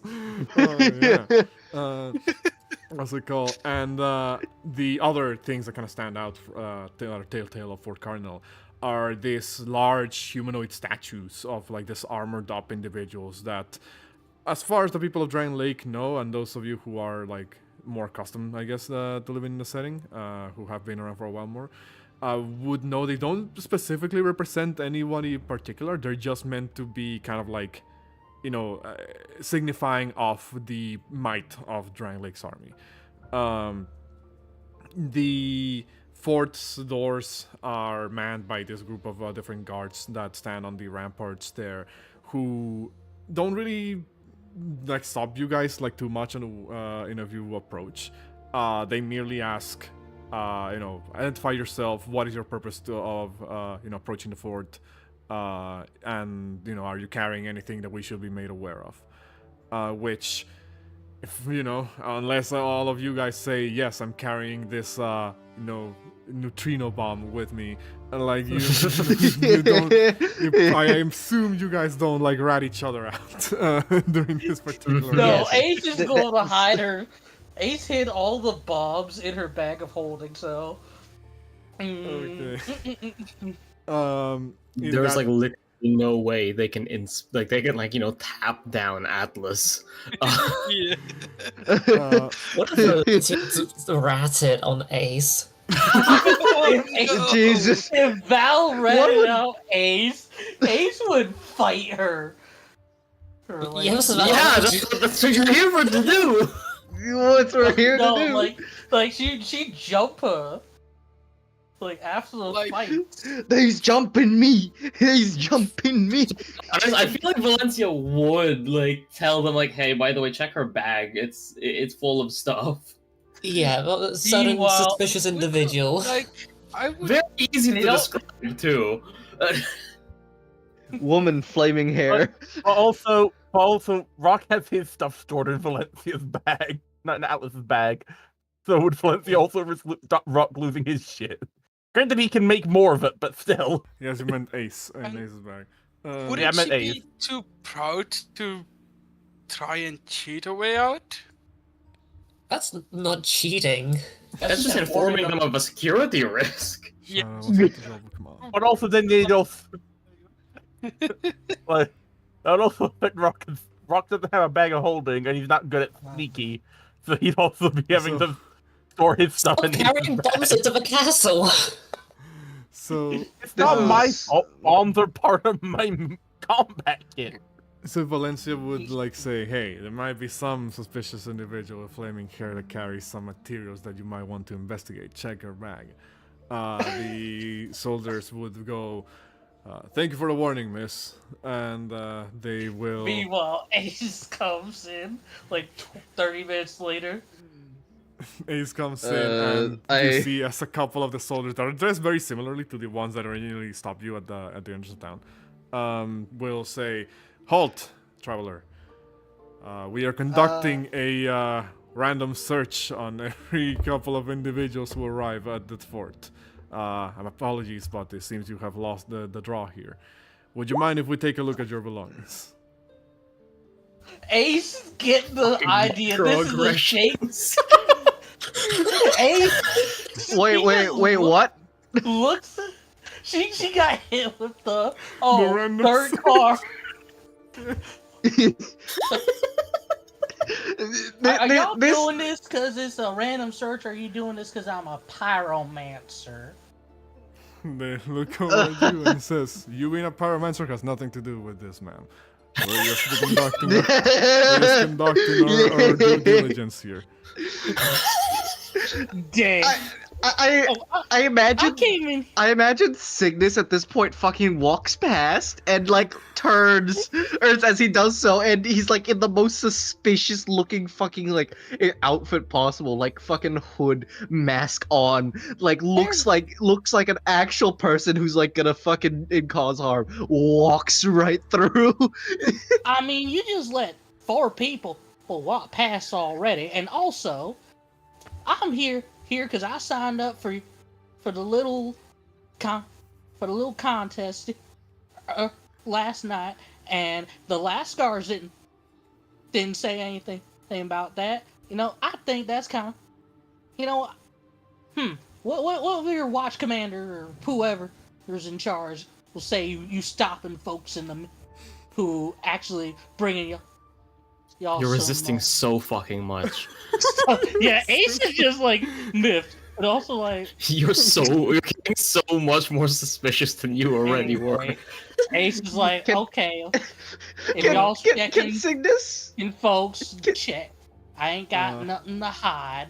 I got You my tools. I see got as my implements. the guards kind of look at each other. They begin to like pat you down basically and say, could you open that bag, ma'am? Sure, and with the bag of holding, because as an action you mentally call out a specific item. So as a way to kind of make it look like, oh, because if you stick your hand in it, it just feels like a regular bag. But if you call stuff out, she'll just pull out the stuff that she has. So she'll pull out various toolboxes, friggin' Okay, so I want to say, by the way, that's not actually in the description of the 5th edition bag of holding. That's more of like what they've talked about in like through 3rd edition. That's how the bag of holding worked in terms of like mentally commanding and like, you know, having it like be discreet.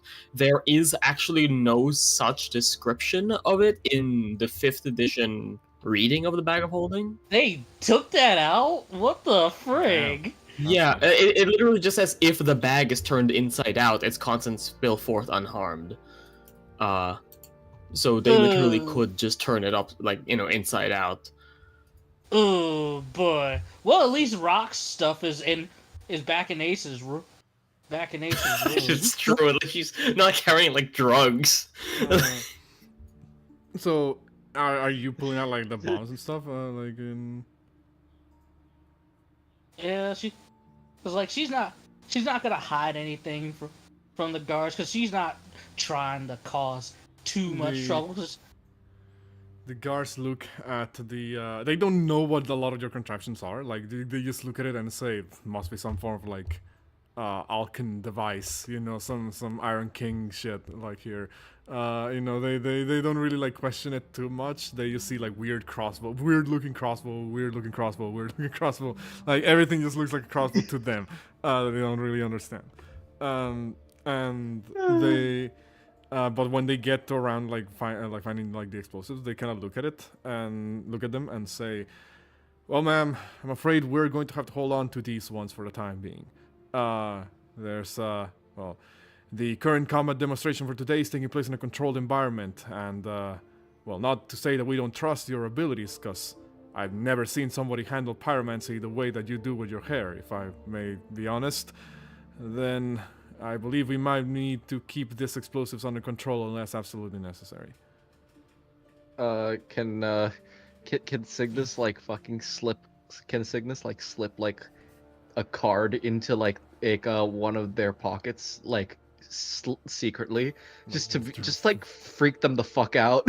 I mean, they're currently frisking Ace, so I don't think it'd be wise. I'll do it to one of the guards. Well, you can draw me a not the one. guess. Not the one at the gate, but somewhere else. Yeah, you can Out almost of character. Sorry. Character. That is an 18. What's it called? You slip one of the cards into one of the nearby guards. Not precisely the ones that are, you know, like doing the check, I guess, on Ace. But you do see that, you know, nobody seems the wiser as you like slip by after that, having not really been searched too thoroughly. Signis just having him walked past, just like. You know what? Friggin'. Actually, you say it's a controlled combat, then. Well, if that's the case, then I'll allow y'all to hold the fire. Yeah, they have the fire bombs. The friggin' urns, however. They're just like jars, right? They look like jars. Like you can, if you want to, like slip them past them, you can roll with a sleight of hand as well to try and like hide them from their side.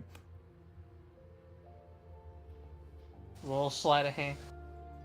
Well, this is their turf. They know what these are. So, I guess. Well, specifically, the witching urns are originally imports from Melfia, which is a nation far to the east. What's it called? But yeah, you can roll me the sleight of hand.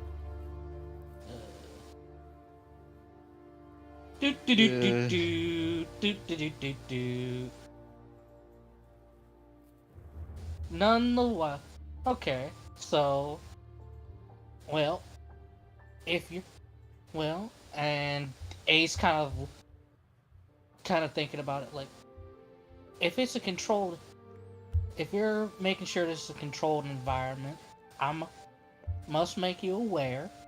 One of the contestants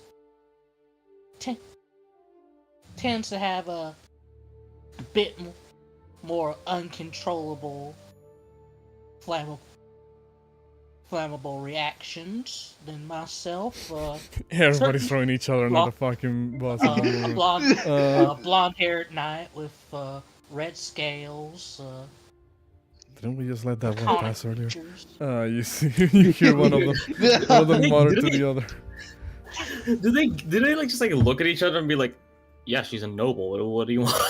We let that one pass. They kind of mutter towards each other. Wait, didn't we let that one pass earlier? Yeah, but she had like a crest, right?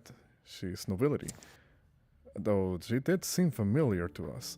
She, Ace one is of them, all of them says, "Look, ma'am, we can look into all of this in a moment, but the matter still stands."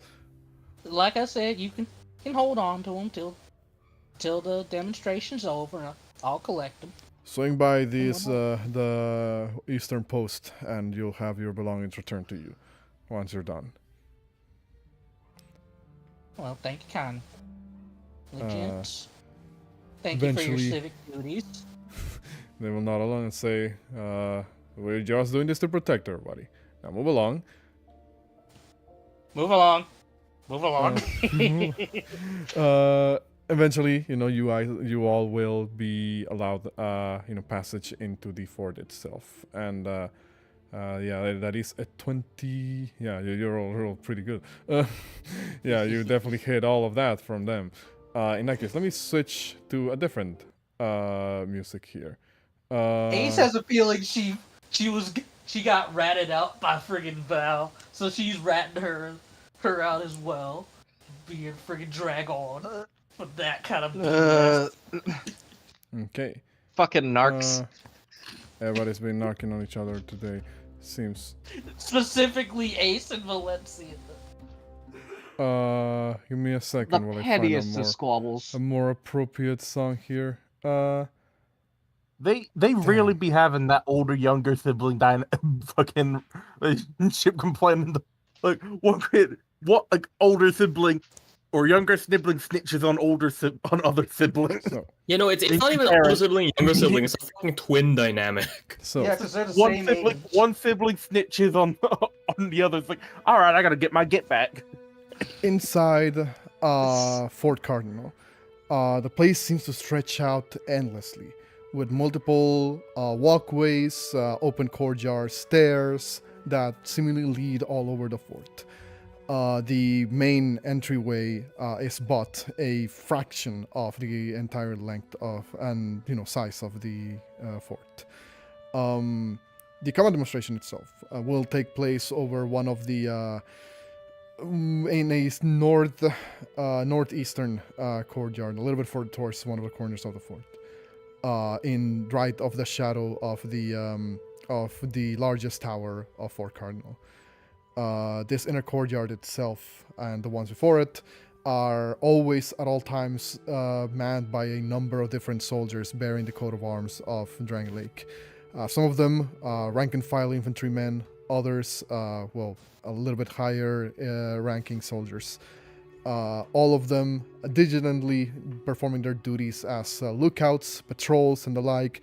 You see some of them are actually being sent out of the fort in patrols as you guys are entering. And for the most part, everything seems to be operating pretty smoothly. You even see some stables inside the fort where they seem to be holding some of their horses. Very wide, ample stables with plenty of space for the animals to stay at. You see that some people in the ramparts of the fort are performing maintenance on this large ballistae that they have set up as defenses that are mostly pointed towards the south, north, and western side of the fort. Almost as if they're not really expecting to be attacked from the east because, well, that's where the rest of Drangleic is at.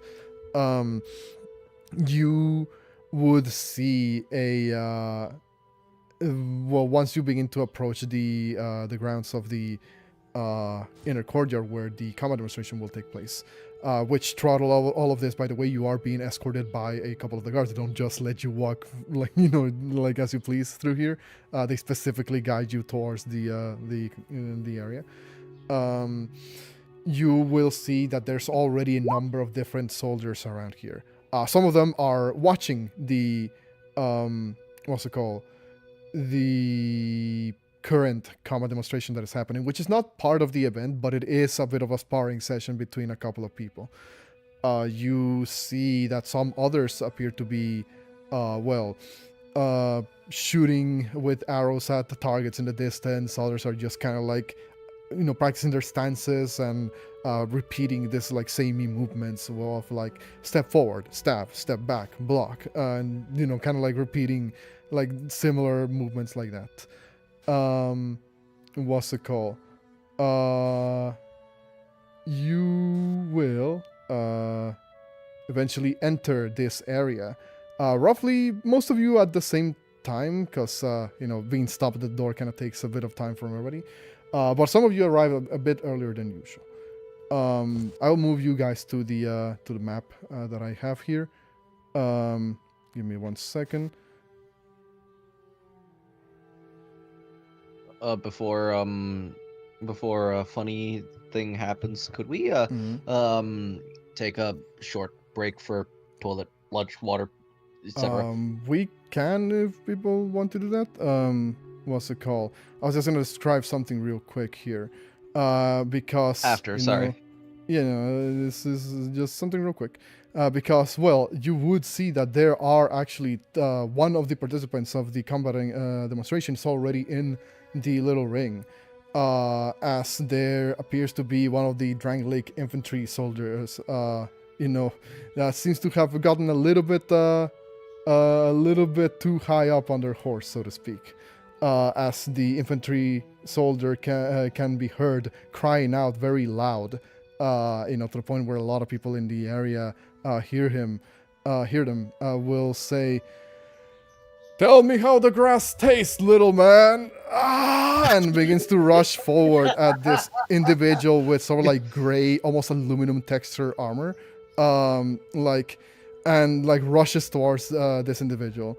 And the individual in question, seemingly wielding a curved greatsword of sorts, does a very sort of like swift movement where he basically bashes the weapon aside with the pommel of the sword, and then follows that up by a quick sort of like elbow strike at the infantry soldier, knocking them down onto the ground before they even have a chance to land a blow.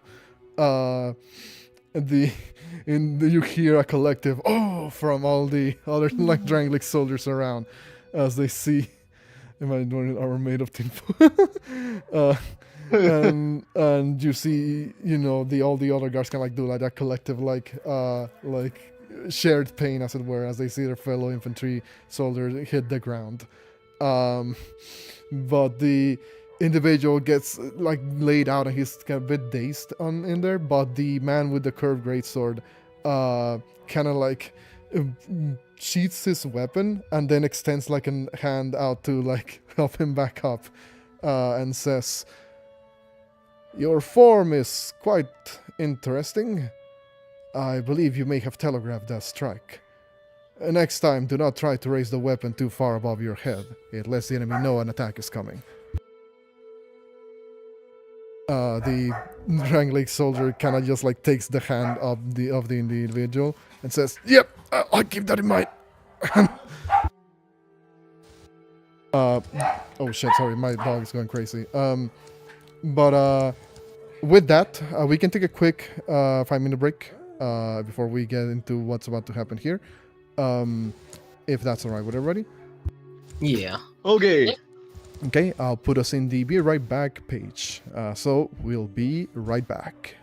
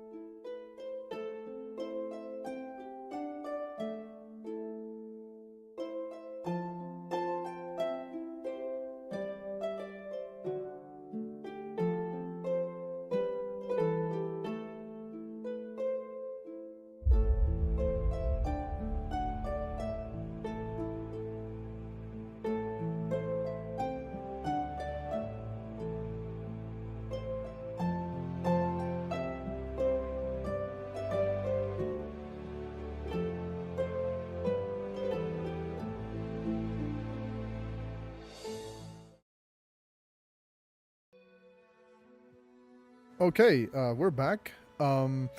If there is a noticeable difference in my current audio, I did have to lower the gain a little bit because it started getting very loud right outside my house. So I hope things are okay at the moment.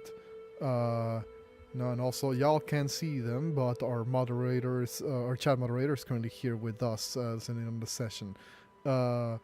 Maybe one day if they want to, we can add like a little reactive image that is just like them looking over my shoulder. What's it called? So we'll see how that goes. What's it called? Where were we? Yes. Where were we? So this is where you guys would all have been escorted to. Valencia has set up their own tent a little bit towards the corner of the place. That has been graffitied, apparently vandalized by somebody. But as I described before, the individual with the sort of like aluminum texture armor, kind of like grayish looking armor, has taken down one of the Drangleic infantry. This wasn't part of the combat demonstration. He was just challenged, and they paid dearly the price. He will proceed to kind of like look a little bit embarrassed through body language. You can tell that he's not used to having that type of attention, and he just walks out of the combat ring. What's it called? At this point, what happened the last session that I described earlier, the other week, would happen now, where at some point all of the infantry and soldier individuals that are around here all stand at attention collectively and say, "Commander on deck." That's probably not the expression here, but that's what I'm saying at the moment. I'm not a military man. Don't worry. Hey, if you were in the Marines, you spot on. You will see as the individual that I described last session, Captain Drummond, will walk into the training grounds. All of the soldiers standing at attention, and he'll say, "Men, today is a particular event in the fort's history, a combat demonstration to see if our troops have what it takes to stand against the threats that may come the way of our nation. In here, we have a number of select few travelers, mercenaries, sellswords, and other individuals who have decided to take part in this demonstration. The purpose of this exercise? To study them, to train, to analyze their movements, see what we can improve in our own fighting styles, use what we can and what we can learn to further develop the strength of Drangleic's army. As such, some of our own participants, some of our own soldiers are taking part in this combat demonstration. We'll have to see if they can stand up against, these travelers and mercenaries. At any rate, what remains the same is that what I want to see today is a display of bravery, of true combat prowess, most of all of honor. I expect that not just from our own soldiers, but from our guests too. And you see as he begins to position himself a little bit further towards the end of the combat arena. Almost as if he's going to be overseeing this first. You see as he looks over at one of the soldiers to the side, and he'll say, "Corporal, announce the first participants."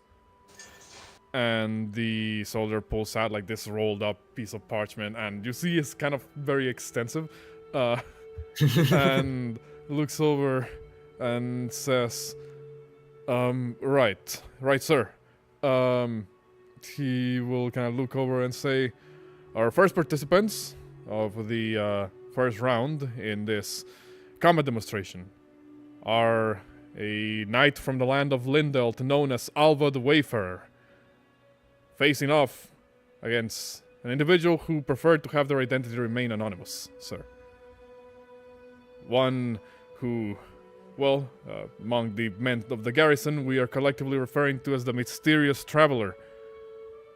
The Captain Drummond looks over and kind of raises an eyebrow, And he says, I suppose I can respect a soldier or a warrior who wishes to keep their identity hidden. Very well, have them step forward. Now calling the mysterious traveler and Alba the Wayfarer, says the corporal next to Captain Drummond. Well, why don't we start with the mysterious traveler? Da da da da. Kind of. Is it gonna be Crocutus? Out of the just the halls, you all kind of like hear like just a click clacking boots as you all see a hooded figure in like very long like burgundy rags, white hair kind of spilling out from beneath the hood in stark strands as when they make their way to the front of the arena, they kind of pull their hood down. You see their right eye, cold,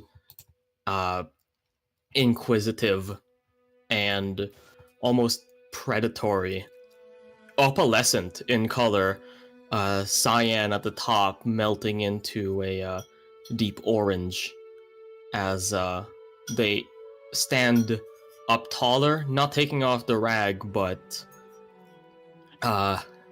the holes in the cloak seem to betray some form of red, like bright red uniform, as if, stolen from a noble? Maybe they are a disgraced noble? Who knows? And they also wear a, on the left side, Holy shit! Left side of their face, they wear a scrap metal mask in a sort of crested horned formation that looks like it's just been welded together for the most part, but they use it to hide their identity a little bit more as closer looks reveal a heavy scarring on the face. Who knows what they might be hiding underneath the rest of their mask, as they kind of like stand very straight, very tall, as they kind of clear their throat. Soldiers, mercenaries, I am here because hard times make strong men. I am your hard times. Bereit und bewaffnet.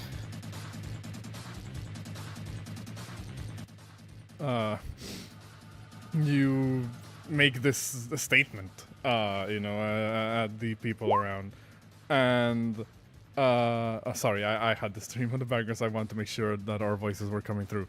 I think mine is at the very least, and everybody else's too. Unless anybody can confirm this, the other voice. Woo! Tournament arc. But The stream's muted on my end. okay, Yeah, it's working. Is it working actually? Yeah. Okay, cool.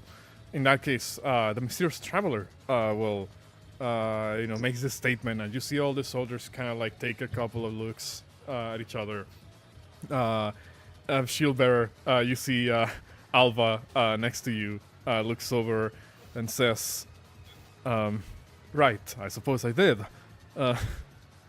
I suppose I will need luck. That one looks particularly impressive a fighter." You see as Alva steps over the fence, hops over the fence rather, looks over at you, mysterious traveler, and says, "Greetings. I'm Alva, known as the Wayfaring Knight, or just the Wayfarer. I'm in service for I'm in service for a saint of the land of Lindelt. And today I've come to test my blade against, well, my metal rather, against the people of this land, to see if I am fit to be under her service." The traveler kind of like, slightly bows and says,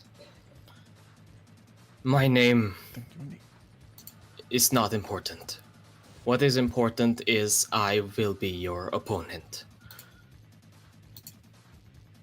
I wish you luck." Right. Apologies. Well, I wish I could be a more impressive sight as an opponent, but I also wish you luck.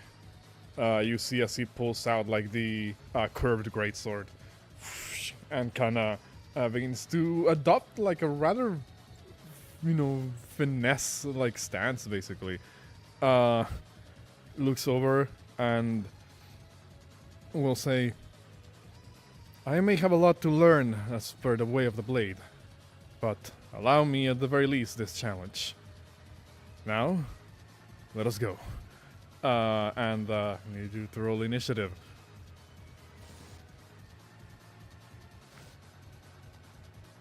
Yeah. Damn. What is your dexterity? +5. +5? My initiative is +5. My dexterity is 14, so +2. In that case, you are tied with Alva. I do. What's it called? I guess I add my proficiency bonus to my initiative rolls, so. Okay, in that case, will you go first? So Alva Yeah. adopts the stance. What will you do? So what Alva sees is they kind of close their eyes for a little bit, kind of take a breathe in, as kind of fast as lightning. They kind of leap up. More of their sort of, it's clearer that it's more of a parade uniform underneath their cloak, as they leap upwards, and their long legs come down like a hammer as they are going to attempt to slam their foot down. And as you all kind of see, there seems to be some sort of they're at the very least wearing metal boots.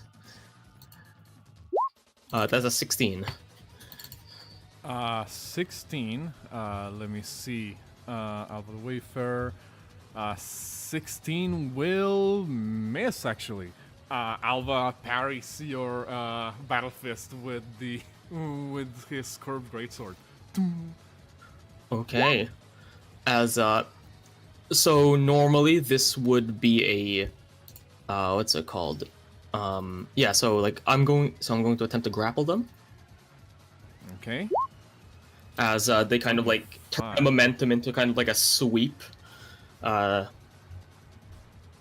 He has a chance of pulling this off. So we'll see how it goes.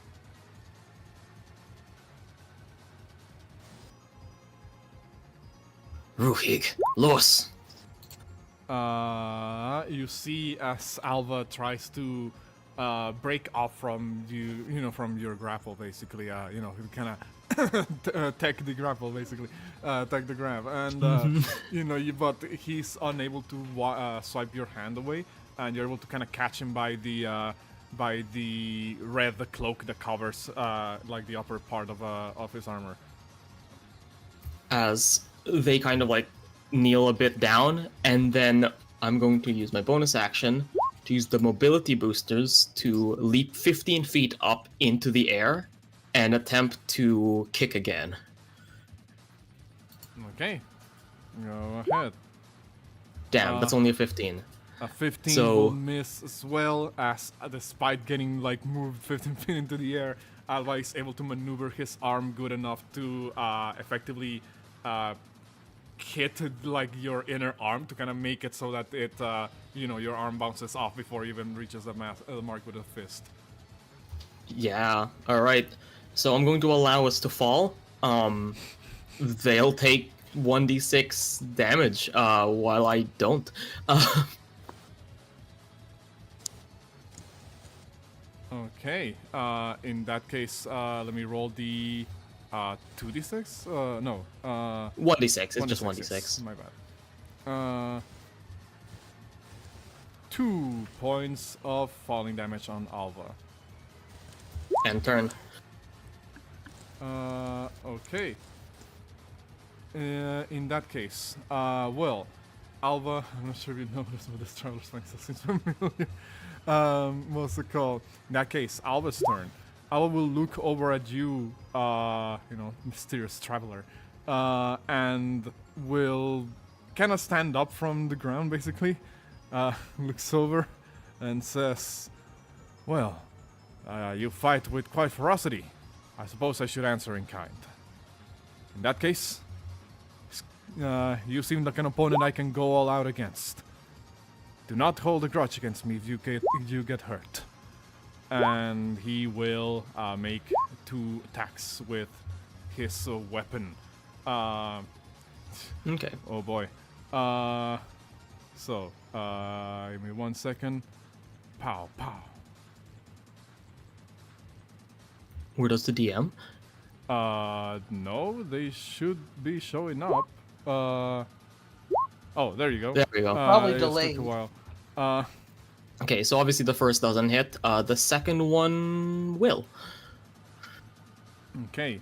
In that case,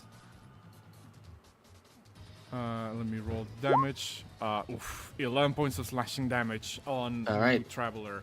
As Alva, basically what he does is, after like sort of incorporating himself, kind of adopts like a pseudo combination between like a samurai stance where like they kind of he spreads out his legs to kind of have like a low stance while holding the weapon just like parallel to his head.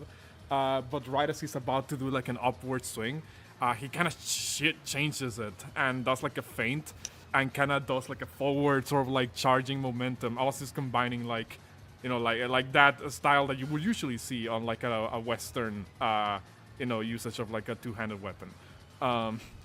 He seems, what's it called?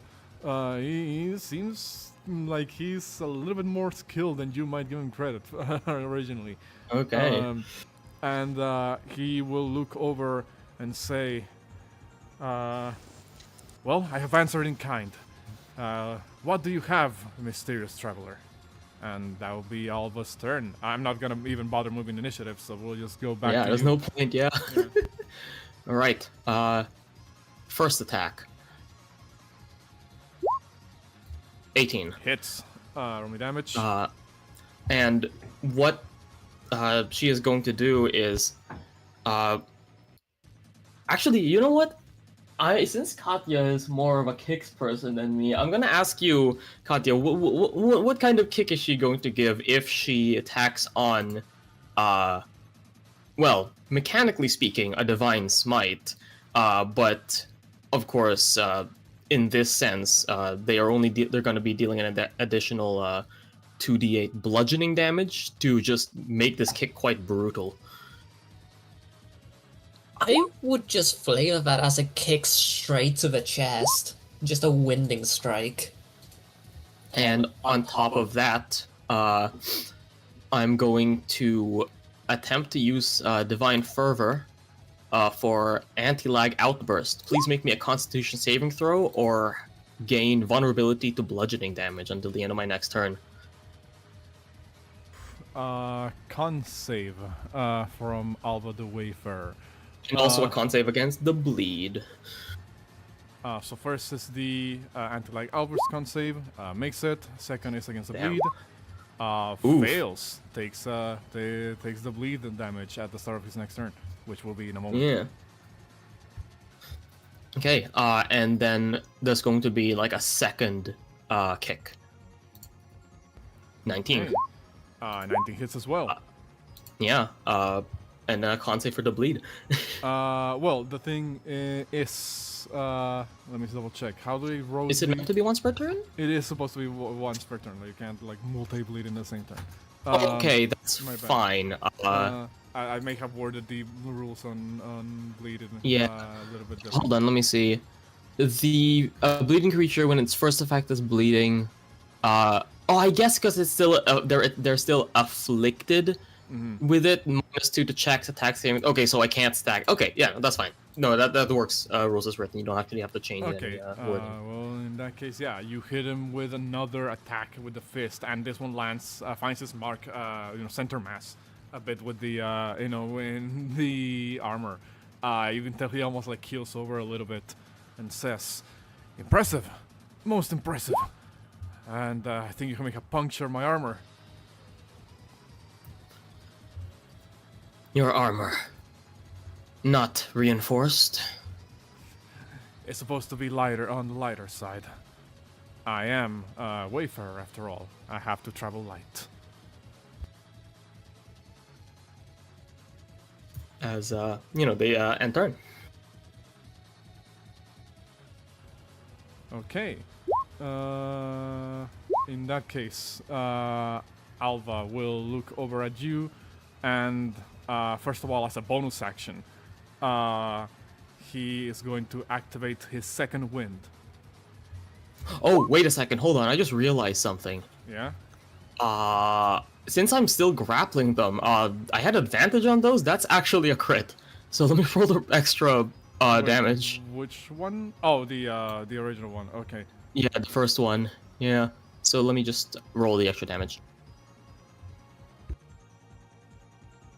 There you go. Ooh, nice. So extra 14 points of damage on Alva. What's it called? Yeah, he looking pretty hurt actually at this point. And oh, dog. Sorry. And he will look over at you, and you see as he takes a moment to kind of readjust himself, takes a deep breath. So using bonus action to regain hit points, and then that triggers one of his abilities when activating his second wind. As he says, "Sorry, but I cannot fall here." And he's going to activate Rallying Cry. He's a fucking banneret.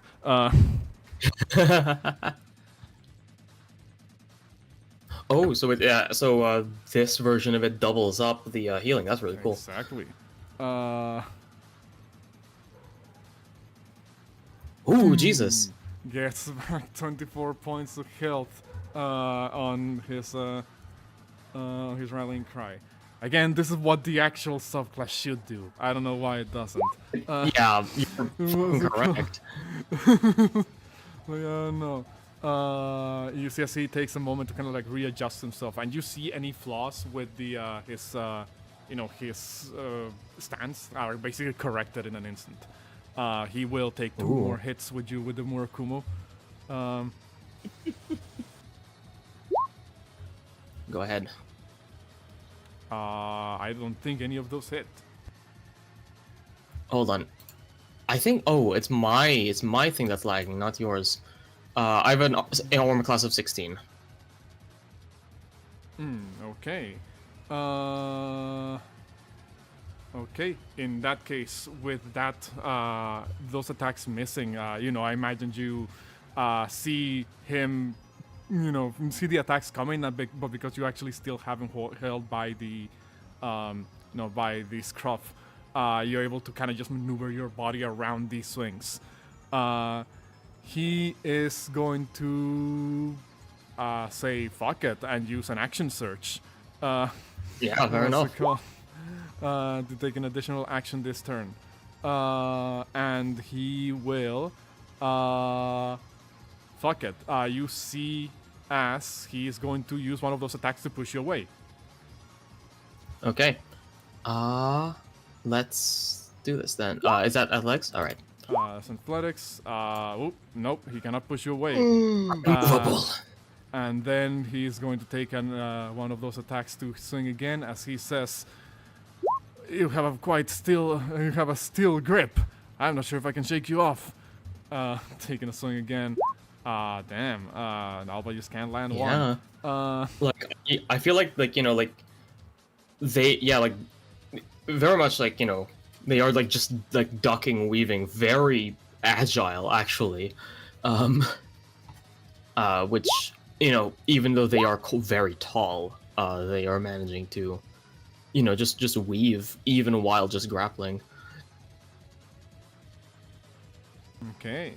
In that case, let me just up the music volume a little bit because I don't know if it's being heard.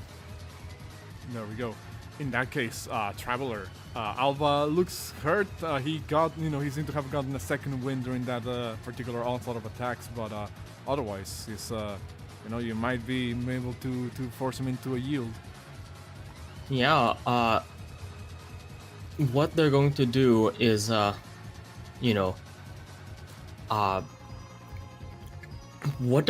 they're gonna do is, let's see here.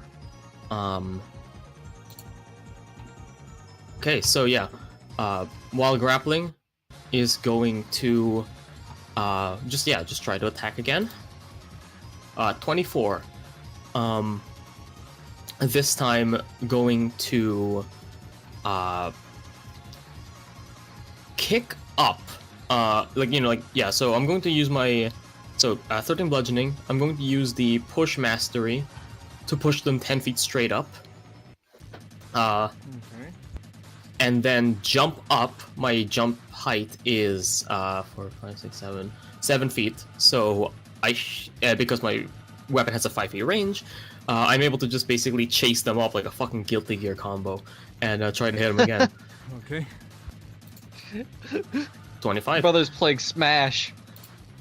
14, My hits. and I'm also going to tack on a Divine Smite onto that one. Okay. Let me make him do the con save for the first instance of bleed. Actually, doesn't bleed persist until they until they receive any healing, which he did do. Yeah, as a second okay. one. Yeah, so absolutely. He has to make the con save again.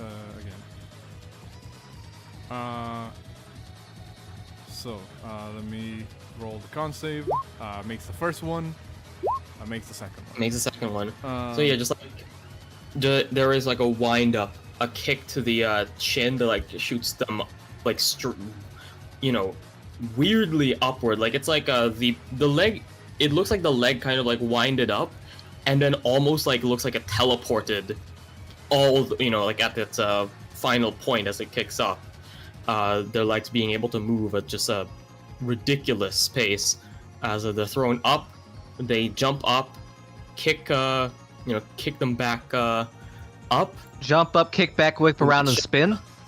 What's it called? Pushing them again for 20 feet up. As they land and allow Alva the Wayfarer to take the falling damage. Yeah, Wait, I'm didn't you say they smite? Starting to wonder if this is how the feature is supposed to work. But hey, whatever. 22d6 points of falling damage. Yeah. It's rolling, just give it a moment. Oh shit. I was asking if this smite, what does the smite look like? Well, as I said, there's just like an acceleration to the kick. It just goes super fast. So it's just like building up like a ridiculous amount of velocity in like a single second. Okay. Yeah. You strike once again at Alva and like you send him basically flying up. You see all the soldiers kind of like look a little bit stunned for a second, and then he falls back to the ground with a nasty thud. He looks over and begins to like stand up, like on his turn basically. He kind of stares at you, still adopting like a little stance. But after a moment, he says, "Okay, it's clear you are far more skilled than I am. I concede. The victory is yours, traveler." Acknowledged. Afstein. As they I'm going to assume that's a form of compliment. Means get up. He was already signed up. What's it called? Get rid of the music here. I don't even know. That sounded like it was from Melty Blood. It's from Deltarune. Oh, okay. Oh lord. What's it called? Alba stands up. Oh God, and Toby Fox, he- Toby Fox, please do not nuke us. sucks. You know, he stands up. Toby sucks. He stands up and says, "I guess there's a lot more that I must improve if I want to serve Saint Soretta. I thank you for this experience, traveler."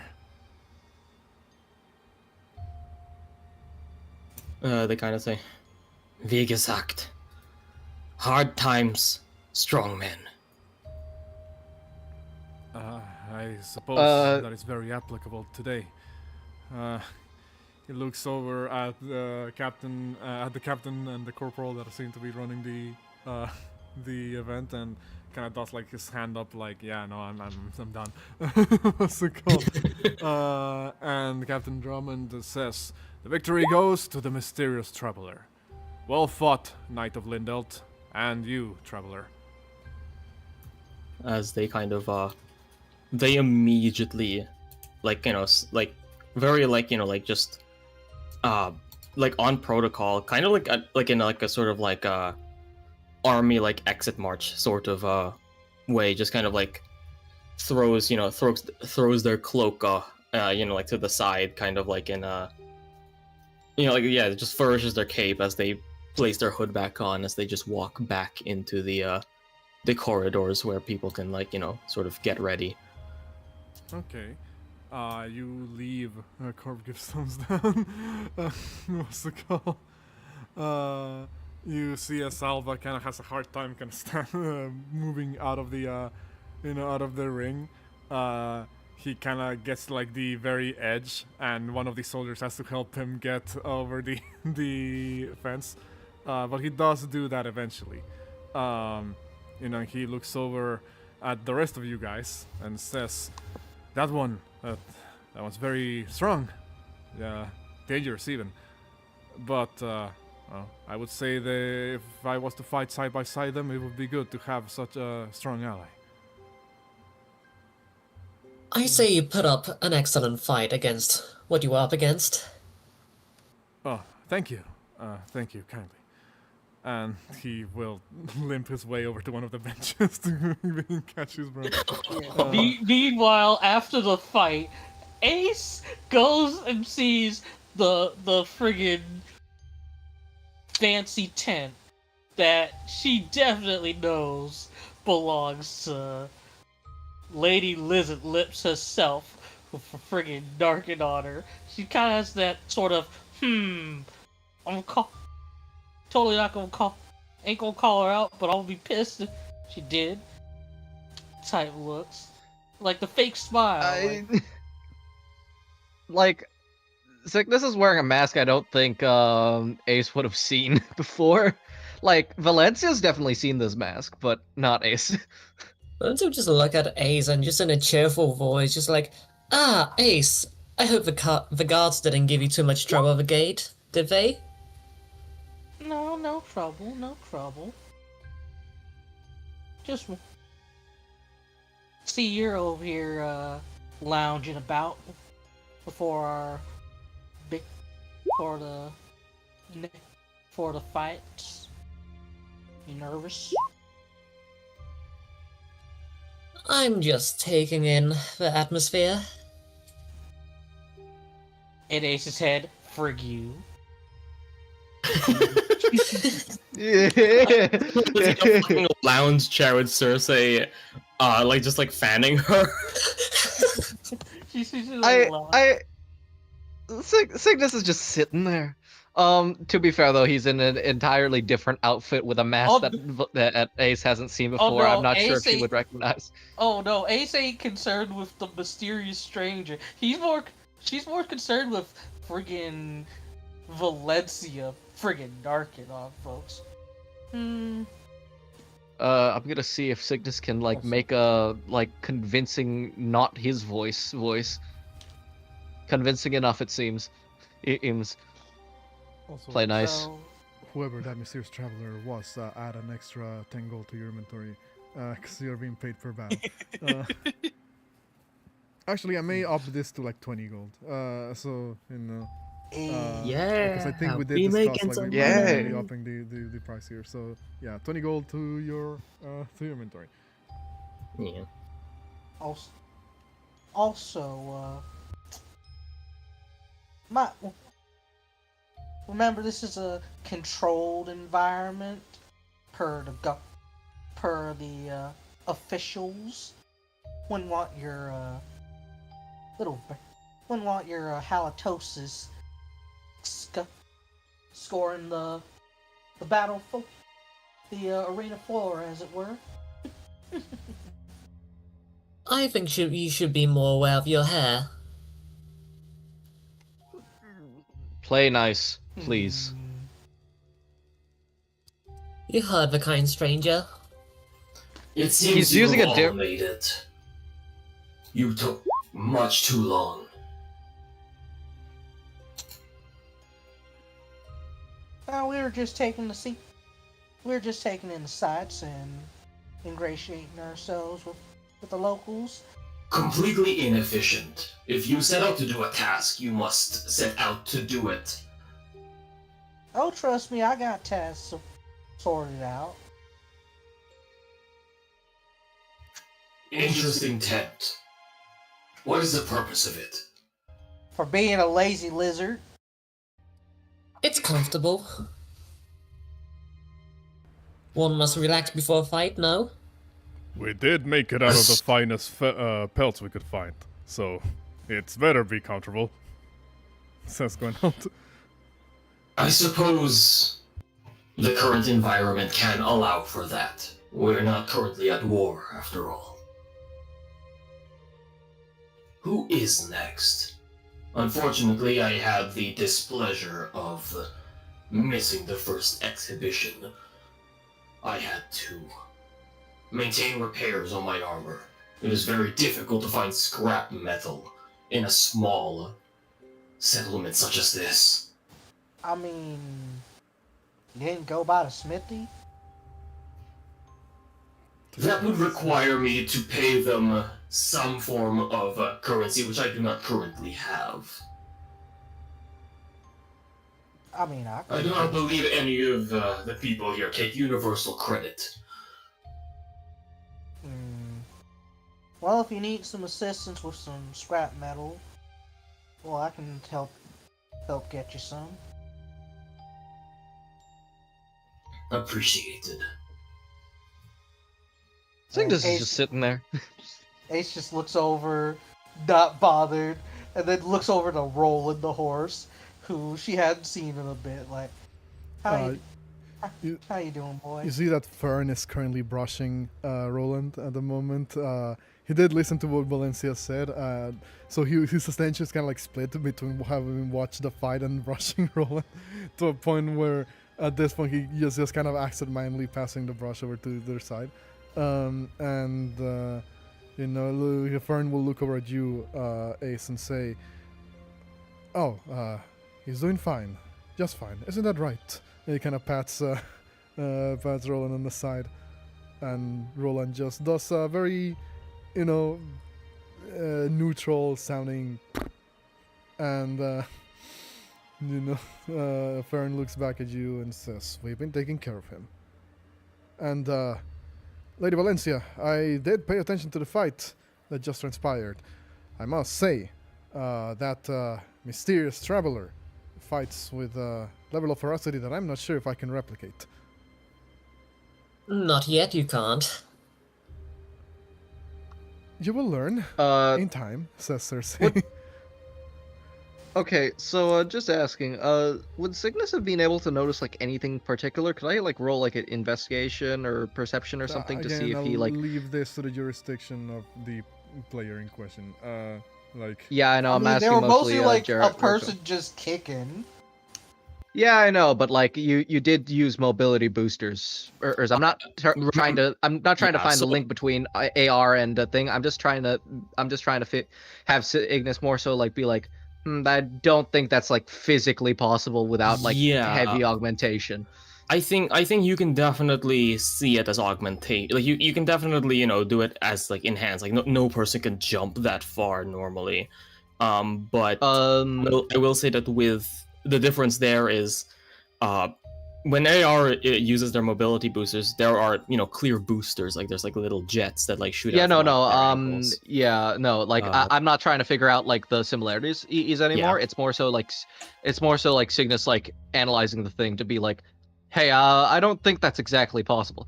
Yeah. like, You wouldn't need to like I don't think you'd need to make a check to know that. Yeah, that's not actually physically possible for like a normal human body. yeah, no, they might just be like a wizard who There's one knows how to fight. yeah, no, There's one matchup I here. think. Oh, go ahead. There's one matchup here that's going to be real interesting when it pops up, which is the Mysterious Traveler versus Atlas. I'm pretty sure is one of them. Yeah. Yeah. No. Signis is just like looking in between Valencia and Fern and just says, "I don't think that's quite possible without augmentation." And Could be a for- wizard. You would. He's more so referring to like you're saying this probably out of character, but like Signis Nah, this is Ace like just legit says like it could be just a wizard who knows how to fight. There's a difference between using magic to amplify your speed and physical augmentation. I've heard that some warriors from Irium Lois can fight that aggressively. Could have casted a spell before to fight. Or, maybe they got. Maybe their armor's got something to do with it.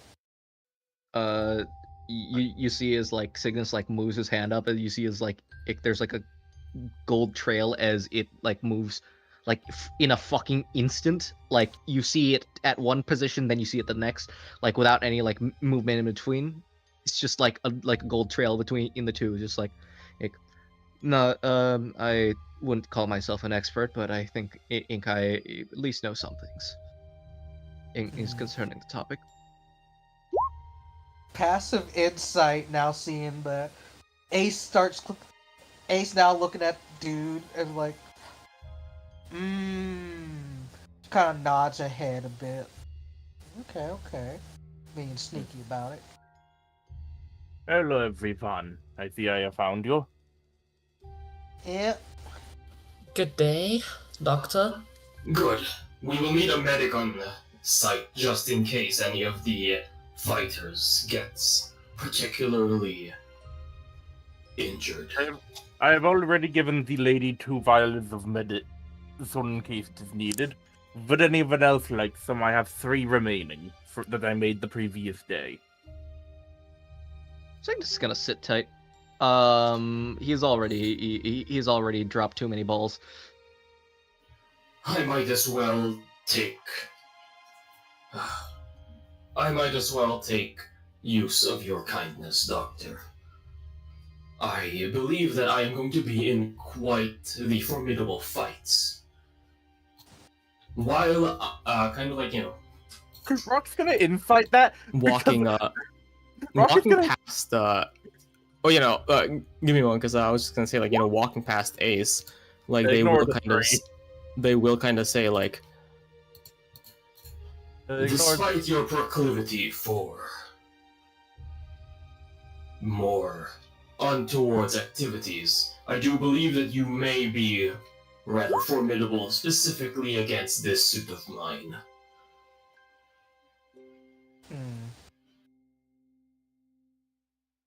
Well, as my mom used to say, don't count your chickens before they go to roost.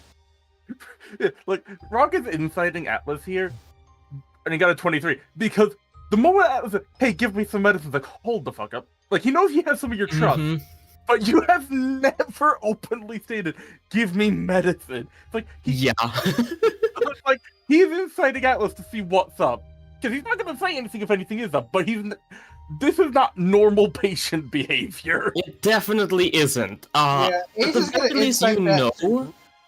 At the very least, you know that Atlas is fighting Shieldbearer and Ace. One of them, whom is one of our main damage dealers. The other is a tech expert, which Atlas does actually, notice. Which makes sense. But you can even then, like, Atlas has gone on fighting for He's seen way you. too long. Being way more injured than how Watch they you- are. He has watched you Usually get stabbed. after a long rest. He's watched you get stabbed through the torso with a giant meat cleaver, then blow torch yourself because you didn't want medical treatment. Yeah. So it is weird. You sense that something is probably up here. Going to Atlas to give them the medicine, we'll put a hand on their shoulder and give them the doctor look of like if you got something to say, you can tell me and I won't tell anyone. Mm-hmm. It's like he clearly can tell something's not correct. Something does not correlate with the usual Atlas mental schematics. Mm-hmm.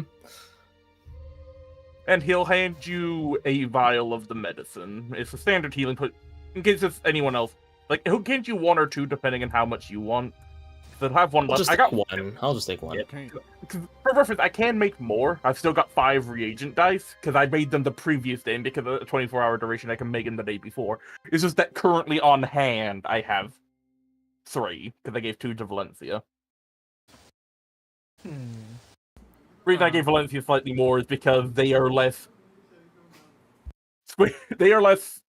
AC tank or corner caster. They're more front line, but everyone else who's front line is usually built to take damage or doesn't really fuck around that much. Or does fuck around, but usually can deal with it. Okay. In response to you, Shieldbearer, Alva will look at you and say, "Oh, thank you, sir. Shieldbearer. Shieldbearer. Right. Apologies. You may have to excuse my ignorance. It's not often I get the privilege of meeting a beast folk. Lindelt doesn't have many of them, if at all." Don't worry. You get used to it. He nods and says, "But yes, I thank you for your commendation all the same. It seems I may have done a miscalculation when it comes to, my approach to battle tactics. Perhaps I should include a lot more grappling." He kind of thinks for a second. Your tactics didn't seem off, just counter would be more productive. I see. When someone grapples you, how to stop them from grappling you and how to break free if they don't. Your style seems to focus more on lasting. Well, I do try to implement new things into my fighting style often. But I guess, this is why I took part on this, in order to anticipate and study other types of fighting. You see as he takes off his helmet at this point and puts it to the side. He looks like a young man, probably like like mid to late 20s. He seems to be human. Very handsome features, blonde hair. He seems to just kind of, look, however, like he has gone through a couple of fights before. I do see like some very noticeable but kind of faint, like scarring, like around his face. Like you almost wouldn't even really notice it unless you were actively looking for it. He looks over and says, "Seems the second bout is about to start." At this point, you guys see 2 people enter the arena, both of them equally donning like heavy armor. One of them, as announced by the corporal, Royal Knight Horus, seems to have well, seems to be donning the outfit of the Royal Knights of Drangleic, which are some of the higher echelons of Drangleic's army, like right below the Dragon Riders and the left and right hands of the king. The individuals dons this sort of like brass-colored, like heavy armor that has like a faint sort of maroon cape hanging behind it. Donning a great shield on the left hand and a kind of heavy-looking longsword on the right hand. The other one next to him, Sellsword Luet, what's it called? Appears to the one next to him, Sellsword Luet, appears to also be donning like a heavy armor, except that armor seems to have like a stone-like texture to it. Almost as if the entire thing is made out of like slabs of stone that have been attached together using chains. And donning like there's like a red glint that seems to be emanating from the helmet of the individual. Valencia, you recognize that as being the effect of the red eye ring. And the individual, Cersol Luet, seems to have, for some reason the image is not zooming in, there we go. The individual Silhouette seems to have like these two massive sort of like stone slabs that at first you're not quite sure what they were just kind of attached to his arm. But when entering the arena, he like slams them together by punching both his fists together, and they seem to form a massive like shield wall with both great shields in hand. Oh, Doorman! It's double Doorman! Yeah, Bear Okay, must be so- jealous right now. He don't have the No. double shield. Shield Bearer is going to get something similar. However, they Yeah, gotta stay put. He chose not to. It's Shield Bearer's romance option right there. You see as they both stare at each other down long after the announcer said, the captain said that the fight will begin. And then they just keeps like staring at each other for like a couple of seconds until in like an instant they both rush at each other and strike Great Shield first against each other, seemingly locking each other in place. Both of the men having like this immense strength to match, the weight of their equipment. The fight, the way it plays out, the best way I can describe it is like two unmovable objects trying to like hit each other. You see as Luet tries his best to basically bash the other Great Shield away so he can then come in with one of his Great Shields like at the side. But Horus keeps his ground with just the singular Great Shield, and then sometimes kind of like pokes from behind it with the longsword. At some point, however, you see that they're both worn ragged towards the end of the fight. Seems they can, they don't have a lot of dexterity, as it were. At the end, it comes down to one final charge between the two, right as Luet is about to put both shields together and just like rush forward like a truck, basically, the Royal Knight Horus basically does like this very slight sidestep to the side, and effectively just kind of like swipes at Horus from the side, not Horus, at Luet from the side. And it does look like that was it. Like, Luet was hit, and they seem to be like falling forward until Luet kind of anchors one of the shields on the floor, and then turns around and then brings the other shield like vertically down on Horus, and basically like sinks him a little bit into the arena. Horus is not knocked out, but clearly in no position to continue the fight. So Seltzor Luet wins the exchange. Oh yeah, golf clap. Yeah. What's it called? Horus and Luet stare at each other after the battle is over, and They look at each other. Horus sheaths his longsword, and then they do the Full Metal Alchemist like handshake. The two like buff dudes like shaking each other's hand. The Thegan Armstrong handshake. Exactly. And eventually, both Luet and Horus move out of the arena.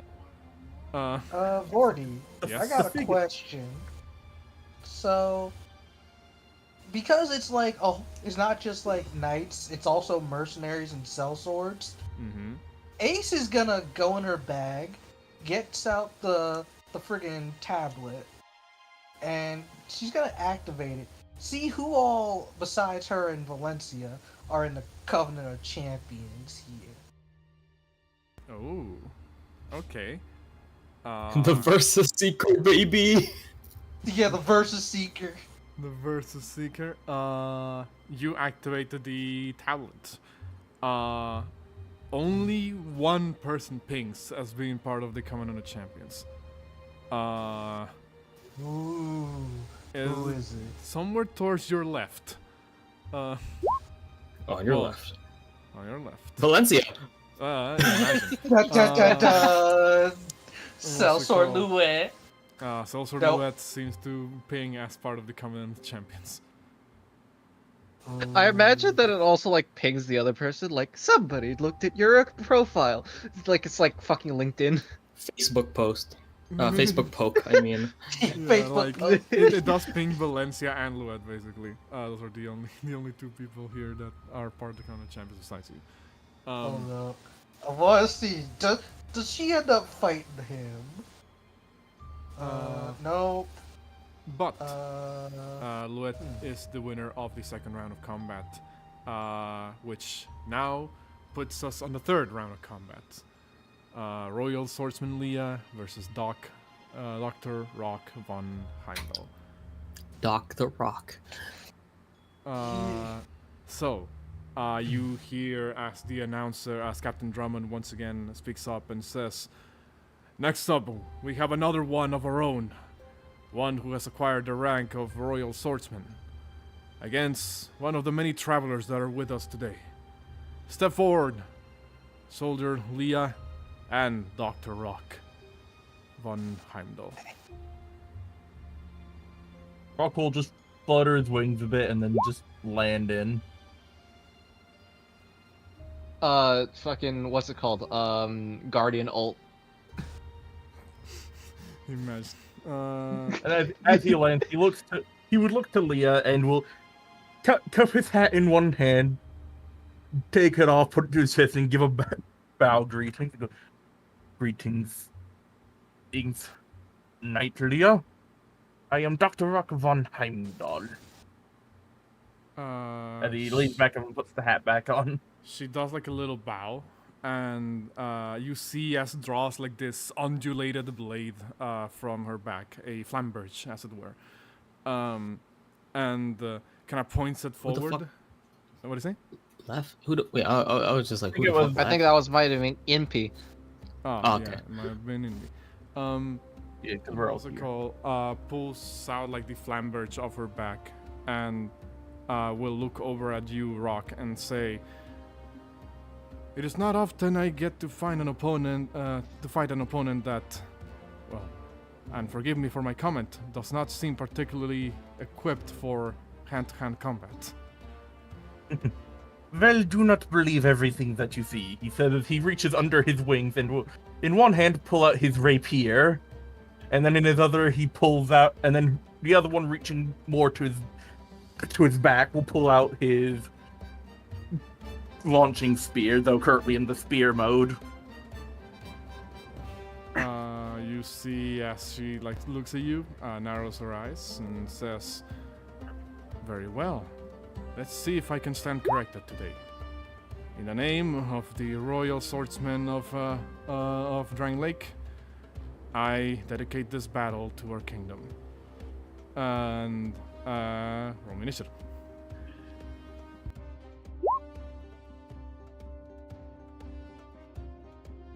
I'm either gonna go second or first. Y'all determine. case. Let's see what Royal Swordsman Leah is. By the way, thing to note, though Leah and Horace have unique names, I'm just using the regular Royal Swordsman, Royal Knight Yeah. sheets that I did for them. So don't be surprised if they don't come back to the story after this.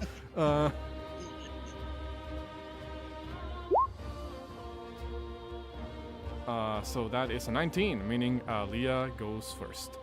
Yeah. You see, Yeah, as I got after better. adopting that stance with the flamberge, will look over at you, Rock, and though you can't tell what her face looks like underneath the armor, she seems like very ready to just charge forward, which indeed she does. While charging forward, flourishing the flamberge in such a way that it creates like this sort of like X-shaped sort of like slashing for like motion, and she will activate her thing once she moves closer.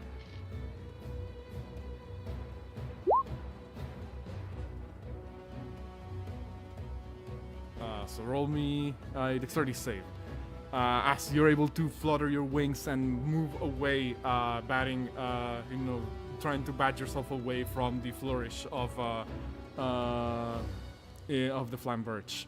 And she seems to take like a step back, almost as if realizing, oh, you're not gonna be an easy target, so I better keep my my cool here. And that's it for her. So go ahead, Rock. I'm gonna make my 2 attacks. Hiya. Actually, why do you have 2 attacks? Where do you get that from? Bonus action offhand because I have 2 weapon fighter and dual wielder. Okay, yeah, no problem. The first one will hit. Yeah, Rock basically, as the person swings, will do just a quick size step loop her around and damn. Okay, 9 points of piercing damage on Leah. Yeah, and party watching for Rock, who has been the party doctor and not really had much time to get into melee. He seems very comfortable engaging in melee combat in a duel. Like, this is something he's done quite a bit. Like, this isn't some like random mercenary training. No, this is some kind. He has had formal training. You And- fight like someone who has been trained, despite your appearance as a physician. Well, I have other hobbies, and I always tend to learn through experience. Then, One cannot produce a good weapon if one does not know how to wield it. then allow me to respond in kind. Would that be your turn? Yeah, I've used my action and bonus action. She, on her turn, will use a bonus action to grant herself advantage on the next attack.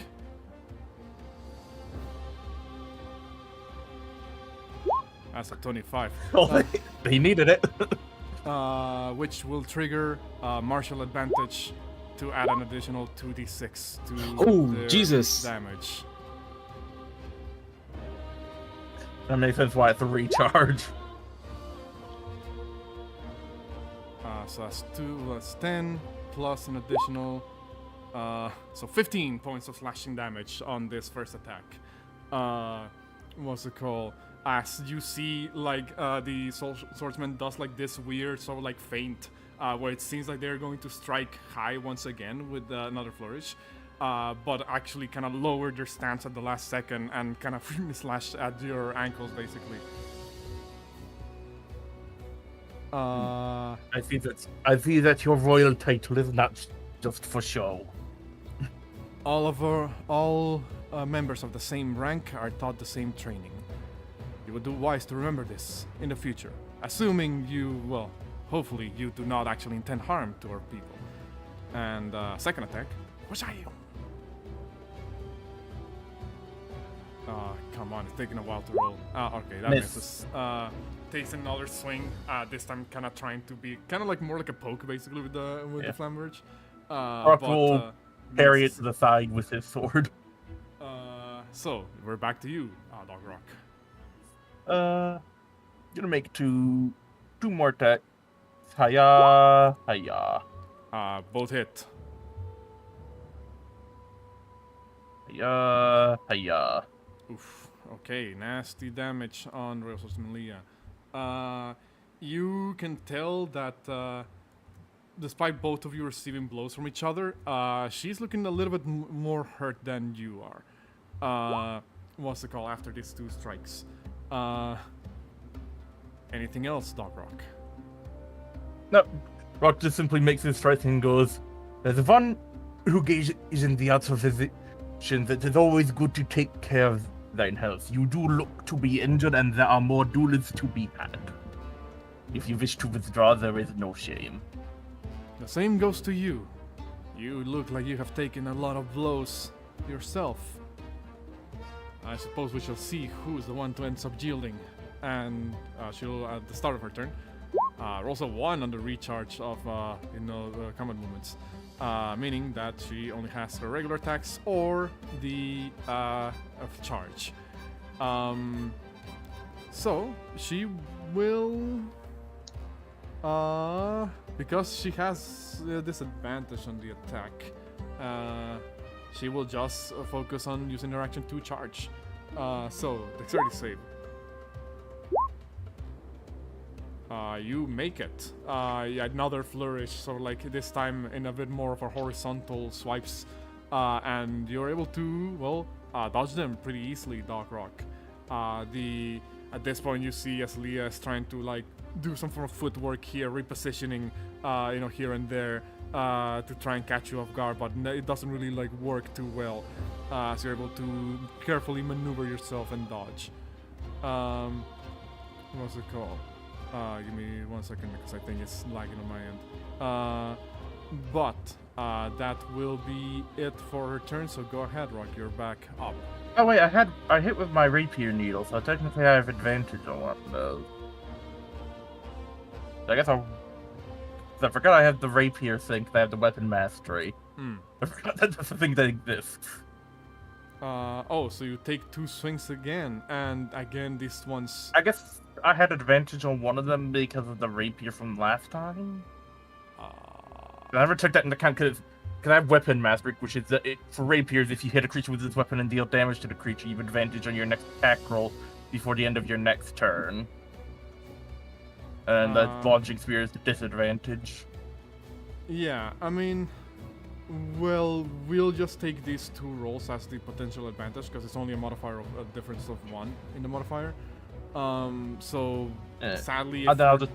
let me see if a 14 hits actually before I say anything. Sadly, 14 will miss as you take another couple stab. That will miss sadly. So you can roll your second attack this time around.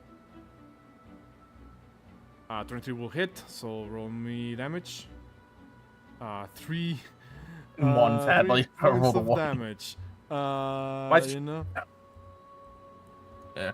Not the high mods. That's why I tend to use poison and stuff because they make up the damage. But stabbing a Royal Knight and then delivering poison into the system, probably not the best move.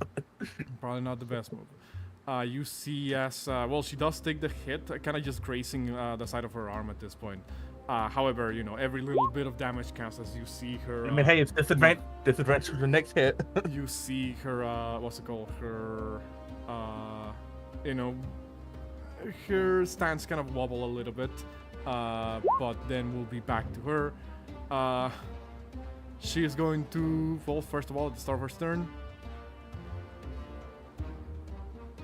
Roll a d6, see what she gets. Another one not getting the martial advantage here. And, this time around, regardless of whether she has a disadvantage or not, she will take 2 more attacks. A 15 and a 12. Barely hits. 15 barely First hits. one barely hits, second one misses. Okay. 15 is my exact AC because unfortunately I've not gotten the better light armor. So That's minimum, Jesus. Yeah, 5 points of slashing damage as the... Damn, we've both done minimum. as the attack kind of just grazes you as well. You're both looking kind of roughly. No, you're still a little bit more healthier than she is at the moment. So we'll see how it goes. As we're back to you. She once again does like this fancy footwork, but not quite, enough to exit out of your line of sight. Let's go. Hiya. Hiya. Damn. Bro. You're rolling ass. Both It's missing the first duel. this time around. She kind of uses the undulated blade of the flamberge to make your like the trajectory of your strike kind of wobble, so kind of goes a little bit way off mark this time around. Shit happens. If that will be your turn, then Lias is up next. I will roll the d6. Again, not gaining a martial advantage. Damn. Wait, damn. This is. I think this is the most that Vorti has not gotten recharge in a row. Mm-hmm. She realizes that you're quite dexterous, so there's no point in attempting the charge again, as you seem to always be flying out of reach. In that case, she will just do 2 more flamberge attacks. Let's see. If it's a 15 or up, it hits. Both hit. Oof. In that case, pow. Even if I gave disadvantage, it still would have hit. That's 23 damage. Another sort of like Ouch. cross slash from the Royal Swordsman, and sees you. Now you're both looking roughly equally hurt. The Royal Swordsman looks at you, Rock, and says, "This has been quite a close battle, but I think it's about time we finish this." I agree. So, And Rock, for my bonus- go ahead. Bonus action. Second. I only have low level, so it depends on what I get. So I only got 2 back. You rolled a 1. Cross slash. Thank you. You're welcome. Rock is gonna make 1 more attack. If he fails it, he'll make his decision on if he gives up or not after this. Let me get one final If he- hit in. No, Rock misses. Shit, bro. He will resign from this fight. It was a good fight. It got close, but the dice aside. Just hand up. I yield. What does this look like, Vorti? Like, what does the miss and then the immediate like give up? Like, what does that look like? It's like So what happens here is that Rock, you take 1 more stab with your rapier forward, and what happens is that I guess just to make this like thematically make sense, I guess, is that Royal Swordsman Leah kind of sees the strike coming, and once again does like this flourish with the flamberge, which is surprisingly dexterous despite the size of the weapon, and kind of. it is a parrying sword. It is a varying sword, but like, have you? Hey, Dark Souls. Yeah, great- Dark Souls flamberges are considered great swords for some fucking reason. I mean, but still, real life great swords are nimble to move. They're a little slow, but they're still maneuverable. It's all in the wrist strength. Yeah, it's just fantasy tends to over exaggerate how heavy they are sometimes and make them really slow. She does another flourish of the flamberge and basically knocks your rapier into the ground, so it makes it stab and get stuck into the ground, and kind of like points the sword forward, having effectively disarmed you. And that's when you raise your hand and say, "I yield. I yield. I concede." You see as the Royal Swordsman kind of stabs like their own weapon into the ground as well, and says, "Well fought, Doctor."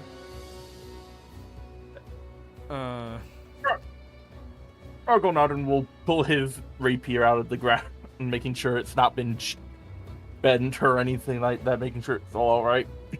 It is alright. It was basically just like taking off your hands for a second there. But yeah. You are still paid the money for the participation. Like, the whole point of the event is just to show combat skills that the soldiers may learn from you all. Rock will, Yeah, it's exhibition. Yeah, it's Rock will exhibition, man. give a Mark will give a bow, step out, and I'm gonna take my 2 healing potions. Royal Swordsman Leah will find one of the nearby benches and try to take a break too. As she steps Do out of we- the... Go ahead. I was gonna ask, like, do we take a short rest between fights or Uh, between like whole rounds? It is Rounds, considered right? a short rest between rounds. Okay, gotcha. Who lost? Rock lost. Rock lost. The Uh, Royal Swordsman... But it was close. RNG just got ass at the end. It was really close. You see as all the soldiers kind of obviously they cheer for the member of the Drangleic army. At this point, what's the call? You hear Captain Drummond speak up and says, "Well, that was a surprisingly close fight. To think that one of these travelers would be able to, stand toe to toe against a Royal Swordsman, that is no easy feat. Congratulations are in order for the both of you. Thank you for showing your skills for all of us." And with that, that next battle is over. Give me 1 second, because we're not done yet. Very quickly, the next fight will be called upon. Also, y'all, I do apologize. I haven't been reading the Roll20 chat like too often this session.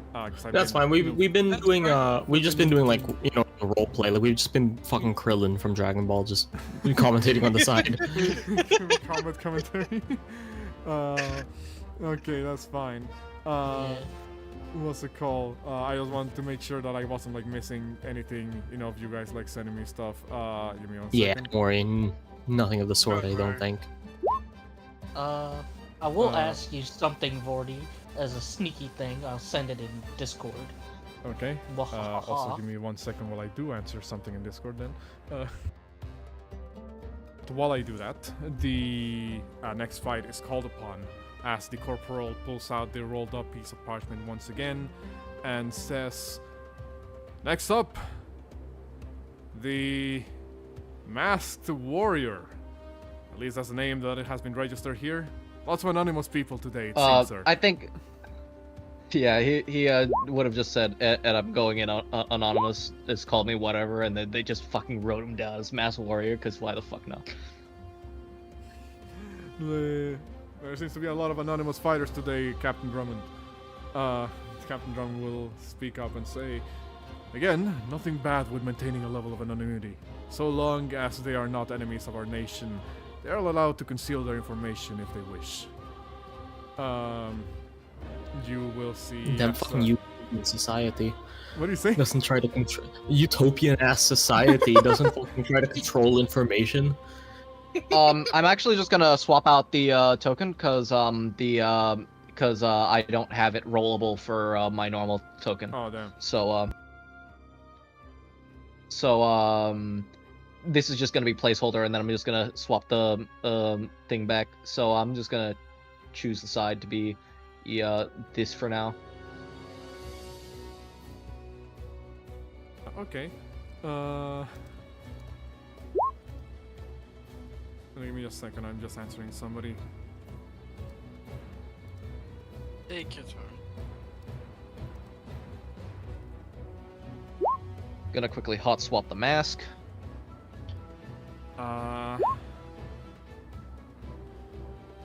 To answer your... actually, yeah, no, I'll answer this in text, but as I'm answering this, Masked Warrior steps forward. Do you do anything, Signis, when you do so? He's just gonna stay quiet. He's waiting for his opponent.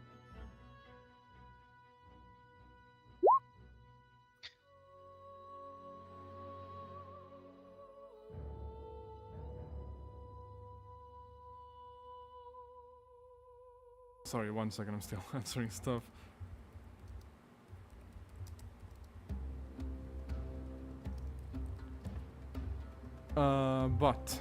With you guys, the homeless man is Subway. What's it called? As you enter Signis, the person that is being called upon, you see as the corporal pulls out a piece of parchment and says, "Next up, fighting the masked warrior, one of our own soldiers, once again. A man who has shown his bravery by diving into the flames of an inferno of a building, saving everybody inside. His armor charred permanently in the process. Presenting Ashen Knight Void. You see as this individual that seems to be donning the same like standard issue like armor that the other soldiers seem to be wearing, except this one looks like a little bit dirtier, like charred almost, as if, you know, true to the story that was just said, this man never changed out of the charred armor. Signis looks forward and just sort of goes, I think it may be best as to say Avar her strength for the next round. So what about this? First one to land. If you manage to land one hit on me, within the first 30 seconds of combat, you win. As Signis is going to go ahead. Sorry. Signis is going to fully he's going to put in his entire focus into dodging to make sure that he just does not get hit. Void will look at you and say, an odd rule for a duel. Are you sure you want that to be the case? I mean, I'm here because I want to see the strategy that other fighters have, but, well, I don't want to, I don't want to, besmirch anyone's honor.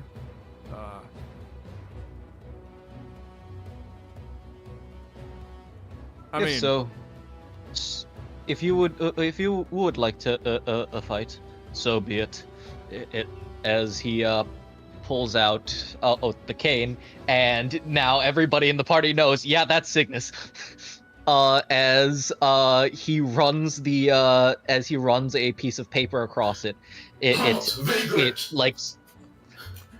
You have stolen a cane from one of my companions. I will be getting it back. We'll go and tell Atlas. No, Atlas. It is fine. It is them. They are doing a show. I do not believe that it is fine for one of our companions to have had their Tin Man, it's He's stolen. It is them. They are doing a show. It's Walker. Ace kind of goes to whisper into friggin' Atlas's ear. It's Walker. He's doing. Is that a phantom thief? It's yes. A thief? Don't say it out loud, idiot. You see as the royal soldiers are like looking around like, wait, a thief? Ignore them. So I believe that Mr. Walker lended that staff to them.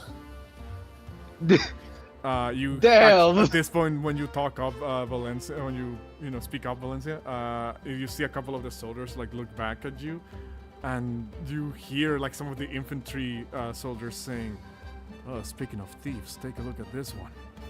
Oh damn! Damn! This is your karma. This is your karma. Try to. Let's take a look. Oh shit! Where you hear Damn. soldiers say, "Well, we're letting criminals into the fort now." Damn! You know what, Ace not. Hey, they ain't wrong. Yeah, Ace ain't even gonna say anything now. She's got a smug. She don't even She don't even do anything. In her head, she's like, "Serves you right for pulling that little stunt on me." Wait, what? Wait, hold on. I don't think they're calling Valencia a thief. What? They are. They are. They are, What? because remember, she went to trial for Framed. embezzling. Oh, okay, yeah. It seems not everybody knows yet, but a couple of people have heard the news. But they don't really do anything just yet. They're kind of like standing like in standby. They all look at Captain Drummond, and Captain Drummond says, "Explain this this discrepancy." Oh shoot, friggin'. Okay, so Ace. So the discrepancy, like, okay, why are we saying, oh, this is the stuff that belongs to a buddy of ours? So you explain like, well, hey, no, is it... well, Captain, Oh, go ahead, sorry. well, Commander, yeah, Ace is explaining like, well, Commander, a buddy of ours lent this con fighter here some of his kit, and associate of ours wasn't privy to that knowledge, so they were trying to defend their honor, or is all. Bit of a misunderstanding. You see as the soldiers all like stare at you, some of them look over at Captain Drummond. Drummond kind of like scratches his chin for a second, and then says, "I shall put my trust in this explanation you've given. But if anything else happens, well..." He kind of looks over at all the soldiers, and they all kind of cross their arms like in unison. Ace is, and Ace kind of giving the look to Signis like, hey, you owe me one. You owe me one. Yeah, you see as Signis like runs the bolt paper along the cane, in like it crackles with lightning. As he says, "Sorry for the disruption. Let us begin." Right. You see as he's not using like the standard issue sort of like soldier like straight sword. He pulls out what appears to be an S-stock and adopts like a dueling stance. Ooh, duelist v duelist. People make no sense as they are. So you go first, Signis. Signis is going to run up 10 feet. Smack with the cane.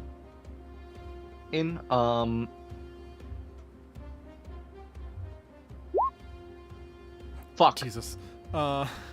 So that does hit. Going to activate weapon in mastery. Going to activate the weapon mastery for the cane as well. We'll fight under the first blood is gets a crit. What's it called? Bardic go. Yeah, DC E15 strength. Okay. No, Constitution saving throw. Sorry. Oh, a con save. Give me a second. I'm completely confused to why he wouldn't use stones, but no, I wouldn't have this at this point. There we go. Ash Knight Void. I keep forgetting that I have Alva selected on the DM screen. Yeah, he doesn't. He may not fall, but I am going to expend a bardic inspiration to use the effect of this. When you hit a creature with a middle weapon, you can deal additional radiant damage to target equal to the number you roll on the bardic inspiration die plus your charisma modifier. Does this double with the crit? I believe so. It's dice expended, so... Yeah, so, I mean, it would only add your charisma once, but I think it would double the roll of the bardic inspiration die. Okay, so, let's see here. That will be... 16... 26. So 6 points of damage total. Holy shit. Right away, you strike at a Void. Boyd with a B. And he seems to be caught off guard by just like the sheer strength behind it. Or power rather behind it, because they're not really strength, you're dexterous. But he seems to be caught off guard by the sheer power behind the strike. As you go around his defenses, he is wearing a shield, but he's not able to put it up in time for the attack to be blocked. And Yep. actually begins to strike and land a nasty strike on his shield arm before he's able to get the shield up to block. And it does feel back in pain. You just see a knife appear in his other hand as he's going to get him with the nick. Son of a bitch! The dichotomy of the dice giveth and the dice taketh. You try to grab a knife and try to use it in this follow-up attack, but this time around Void is a little bit more prepared, and in fact with incredible precision, he with a quick S-stock stab just thinks the knife off your hand before you're able to use it. Going to what's it called? Going to bonus action, disengage cunning action as a cunning action, and fall back 20 feet. Okay, Ashen Knight Void's turn. He will look over at you and say, I gotta admit, that caught me off guard. You, carry a surprising amount of power behind those strikes.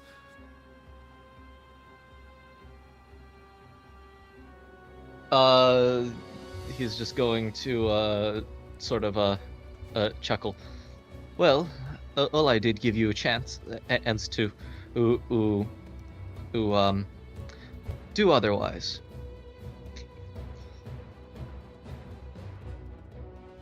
And he will say, well, I'm stubborn. What can I say? He will look over and rush forward towards you and says, just take a look at my armor.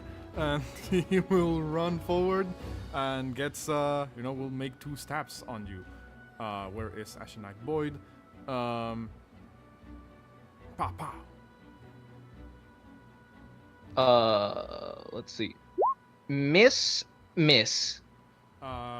Does these 2 stabs forward as he rushes, and you're able to. And dodge yeah, and you parry just. them. Yeah, and honestly, at this point, I think you just see the signature signs that this is actually just Signis fighting, where you just see the golden blur just going back and forth, just ick. Yeah, that's Signis. Okay.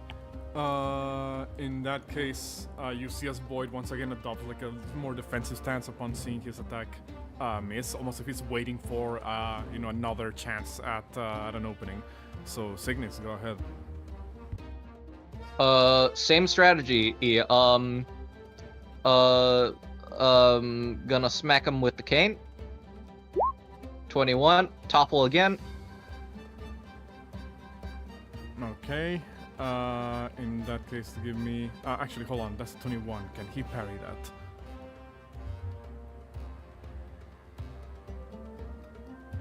that? No, he cannot. So he will just make the con save.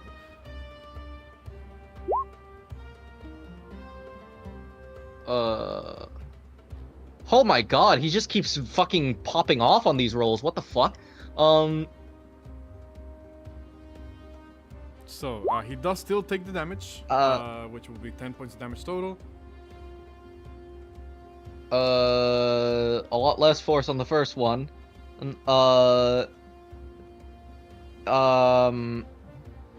Yeah, going to hit him with a nick again. And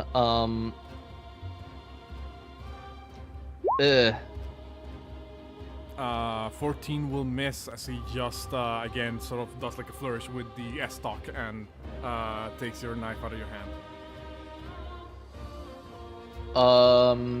And Signis is going to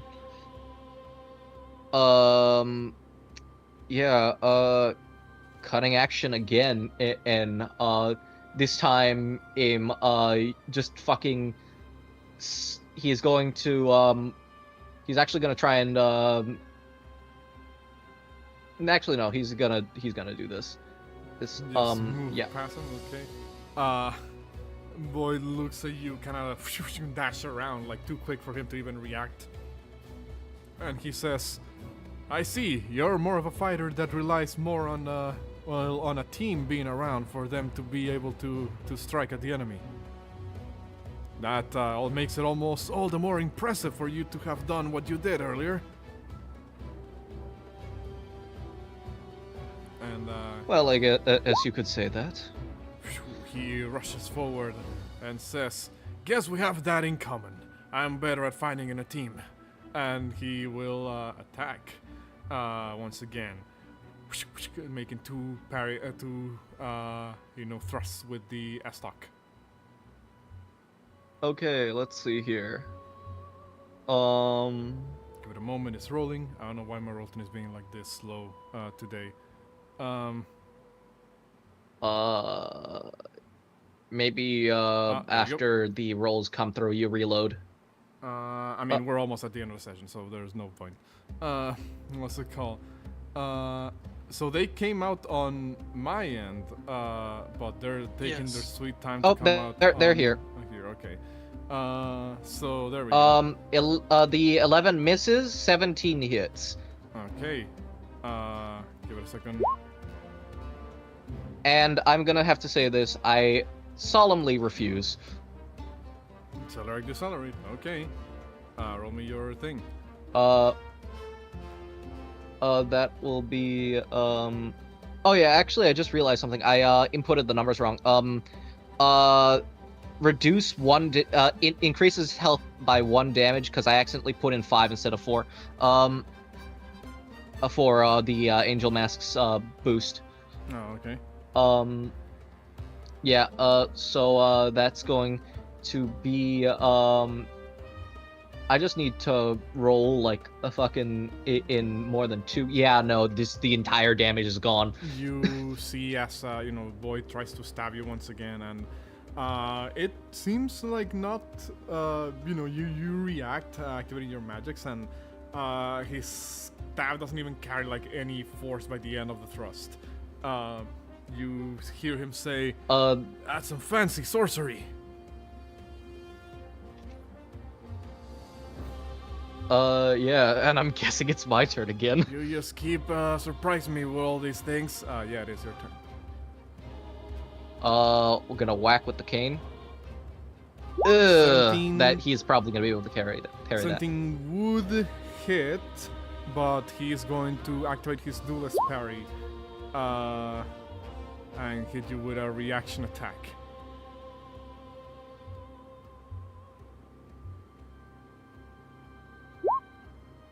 Okay, that is going to hit. Okay, yeah, no, Signis is actually gonna take that damage. Jesus Christ. Actually, wait, this is my turn, so, You can if you want. Yeah, I'm just gonna. Reaction. Yeah, going to use the reaction to actually cast it at 2nd level this time. Actually, no, gonna still 1st level. I'm gonna just reduce damage better than. And I'm just gonna roll a d6. That is ass. That is 5 damage reduced, but that's still better than nothing. That's -8. Okay. In that case, so you try once again to do your magic in order to lessen the impact of the stab, but at the last second he gets another spur of speed and he manages to go through the spell's effects and actually does stab you. Go ahead. He predicted the slow, so he just uses his other hand to just like palm the pommel. Basically, he uses Yeah. his shield to dive the to drive the S-Stock further.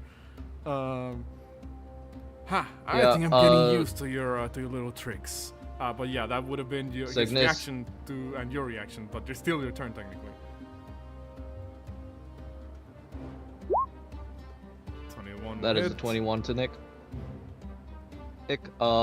No additional damage bonus from the bolt paper. Going to actually use another bardic. Okay. Go ahead. That's gonna be 1d6 plus 4. That is an additional 9 damage, so 12. Okay. 12 points of damage on Boyd, and as you strike, he actually gets pushed back like a couple of steps as he seems to try and get some distance, but at the last step, his ankle kind of seems to give him a little bit of trouble there, and he wobbles a little bit and almost seems like he's about to topple over and fall, but he's able to maintain his balance at the last second. However, he looks at you and says, "I think that's my cue. You're quite strong. I should have known not to underestimate you. Apologies for that. I concede." You see as Signis nods and does basically reverential bow from Elden Ring. Maybe I should have to, taken... Go ahead, sorry. Just to Boyd, yeah, just reverential bow. Maybe I should have taken your offer to just stab you once and win. He sheets the S-Stock once again, and says, "Yep, I think I bow out of this one, Captain." Drummond will kind of nod and say, "There is no shame in conceding to a foe that you believe is more skilled than yourself, soldier. Just so long as you take this opportunity to, well, learn about what happened today." Boyd will kind of nod and say, "Of course, sir." And Drummond will say, "The winner is the Masked Warrior." Says, Thank you. Says Valencia. Or was that Katia saying damn? That was me saying it because Valencia's token was just underneath Roland. Oh, it's not underneath Roland. Yeah, right? it was fixed. Oh, okay. It's It fixed was. Okay. Yeah, damn though, actually Signis took so little fucking damage. Mm-hmm. I mean, hey, Void is significantly less dangerous than all the other contestants. What's it called? Again, he shines better when he's in a team. On his own, not so much. Yeah. He will, before you leave Signis, he will kind of sheath his S-Stock and just kind of try to shake your hand. Signis would reach out to shake his, is just out of a sign of respect before he departs. Void. Fight. I hope we can see each other again as allies next time. Maybe one day. And I'm just going to, I'm going to swap the token again, because Okay. yeah. So I've got my HP logged, and Signis goes out, walks Ux the boy. Void walks over to y'all, as a group, and says, "Hey, can I take a seat inside the tent? I think I may have overheated and I need some shade." Signis, who had gone inside the tent originally, just steps to the side. Ah, thanks. He just gets inside, sitting in between Rock and Atlas. Looks at the two What's of it you. called? Go ahead. Atlas is going to ask Cersei Is he allowed to sit in the commander's seat. Looks over at you, Valencia, and says, "Say the word, say the word, my lady, and I shall kick him out if necessary." They may sit, they put on a splendid show. Oh, you hear that? Valencia says you put on. Oh, sorry, Lady Valencia says you put on a splendid show. I have to use the official titles when I'm around. He kind of whispers over to Atlas. Fern says, "Indeed, beautifully fought, Ashen Knight Void. You may rest in Lady Valencia's place." Very well, you have earned your seat. Void kind of nods and says, "Thank you." Atlas says not even fucking. Atlas says not even sitting, just like kind of standing in front of the chair. What's it called? And here's what's going to happen now, y'all. Because we are already a little bit past the usual time here. Or can only our by a couple of cliffhanger minutes. be their fucking WWE entrances? Yeah! Next time up are Valencia and Ace. What are the entrances that both of you do as you're called upon by Captain Drummond, who says, well, not Captain Drummond, the corporal rather, next to Captain Drummond, that says, "All right, that was a splendid fight. Next up, we have two of the outsiders to the fort fighting each other here. The first one is, kind of squints and says, Lady Valencia Draco de Lily, rider of the Red Scales, Dragon Rider, and true Dragon of Drangleic. He reads out the entire title here. She had to write her whole title on the stupid thing. It's probably like over the margin too. Definitely. You do see that a lot of people in the crowd kind of like, after having this confirmation, they all kind of like look at each other, and you once again hear those comments of like, well, damn, we're allowing criminals back into criminals into the fort? What's happening? You hear one kind of say, "Oh, this is going to be good. Who's your money on?" You. Signis hearing this shit is going to Ignis is hearing this shit is going to actually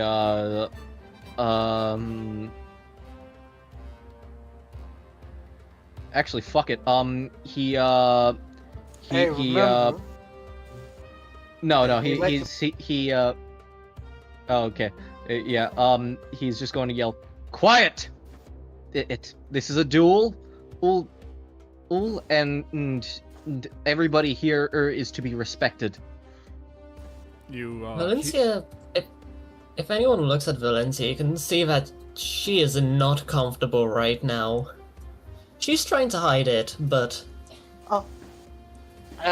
With Ace noticing that, Ace, you see her hairs and her eyes start to glow even brighter.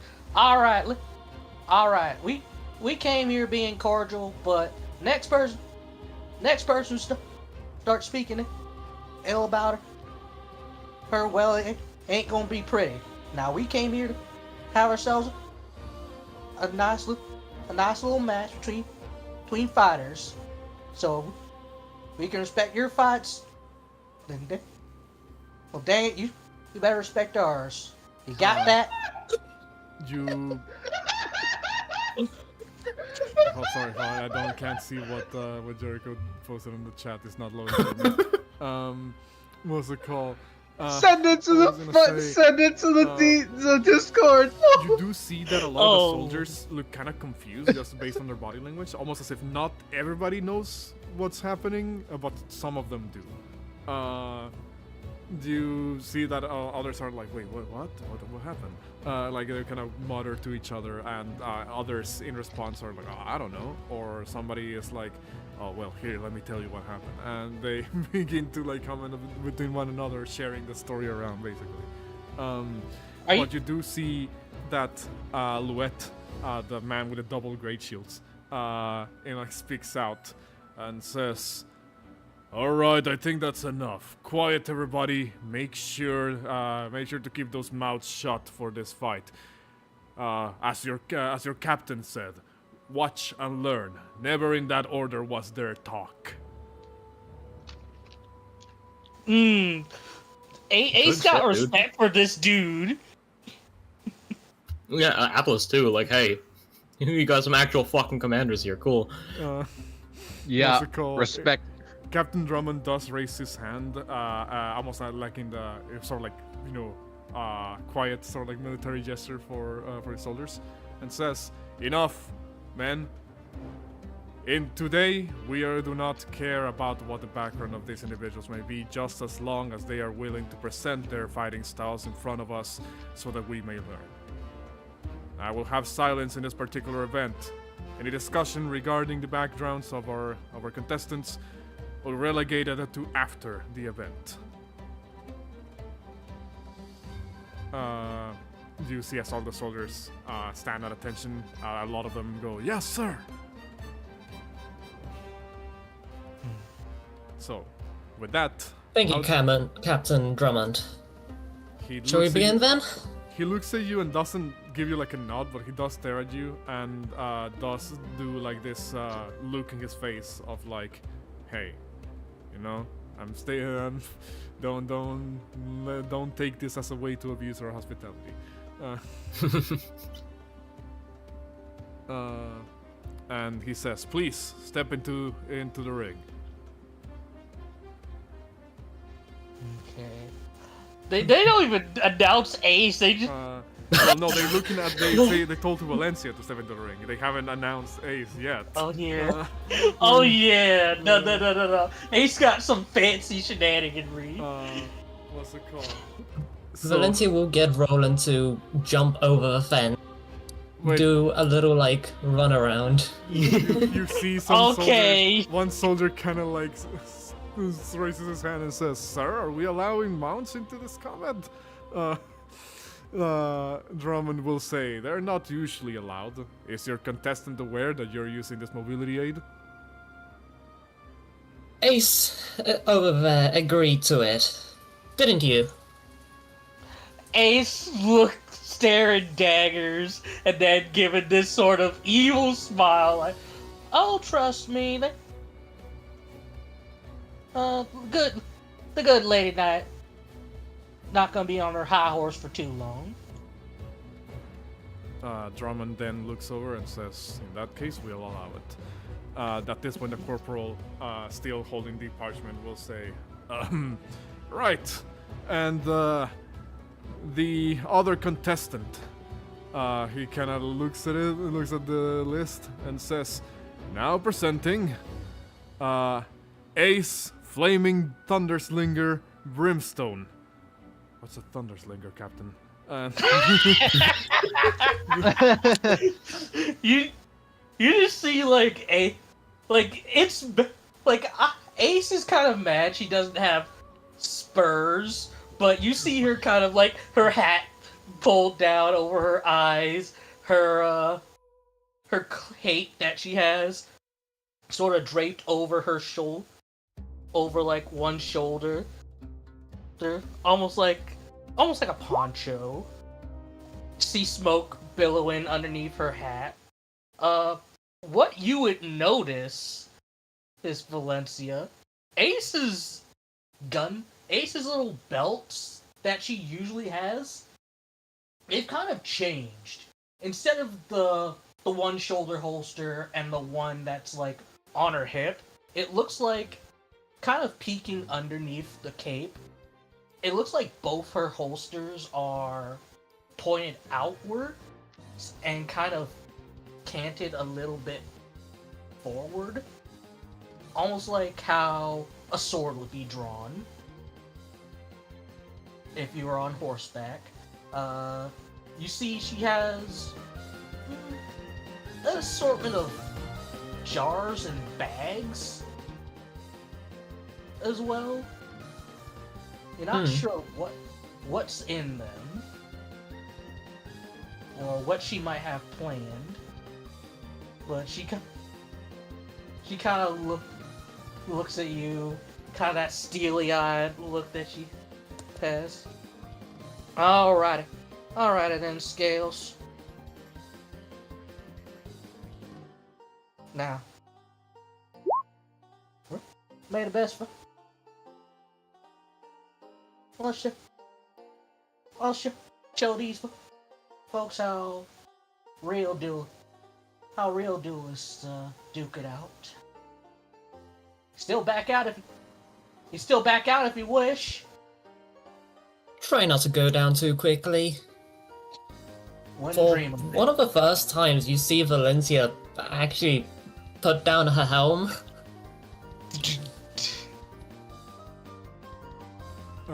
You see as all these soldiers kind of like begin to stare in. They all look decently intrigued by what's about to happen here. You hear some people say, well, one of them seems to be more martially focused, and the other one's a pyromancer or something. It seems like a bit of a skewed fight. And another comment says, don't be so certain. I've heard some pyromancers are able to pull off some crazy things. Atlas, you say that to Boyd instinctively. Of course, if Brian and Joey Bragan is using explosive against a horse, and Boyd looks at you like, explosives? I mean, also regarding the thing, crazy. Look at those pots that they have around their belt. Don't they look a bit familiar? I have heard of people from Mira and Melfia using something to that effect. Is your friend from one of those countries? Maybe from Yugo? I think it makes sense if they're from Yugo. Are they from Yugo? They're from somewhere. Somewhere where, people talk funny. Damn. Then Yugo. I'll take that. I'll take that to mean that she's from Yugo. Also, it makes sense to not just both sides covering this fight and that results don't make sense. I mean, they literally just watched a vulture man that's also a doctor go toe to toe with a royal swordsman and almost win. Yeah, no, what's it called? They- So, all of these soldiers have been giving their comments every once in a while. In fact, the one that you see being the most silent, just steely-eyed, looking at everything go down, is Royal Knight Horus, all the way on the side here, who has not said a word yet, but you do notice that he is staring over at Valencia as this is happening. What's it called? Alva at this point. Alva at this point looks over at you, Shieldbearer, because you're closest to him, and says, those, correct me if I'm wrong, Sir Shieldbearer, but those are your friends, right? One of them is, the other is an ally. Which ones?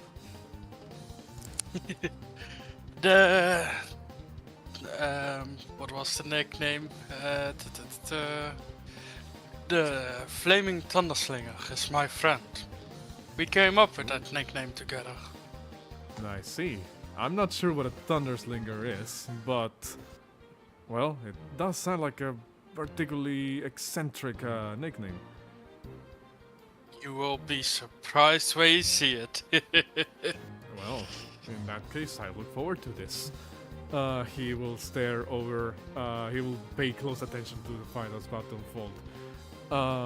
What's it called? I'm surprised that nobody. I'm surprised that nobody talked about how basically Master Warrior was just not getting hit the entire fight and only took one hit, proper hit. You would have caught a couple of comments on the way out of the ring that some soldiers say, "You really gave Void a run for his money. Well fought, Master Warrior. Please tell us that you at least have another name. It sounds really weird to call somebody like that."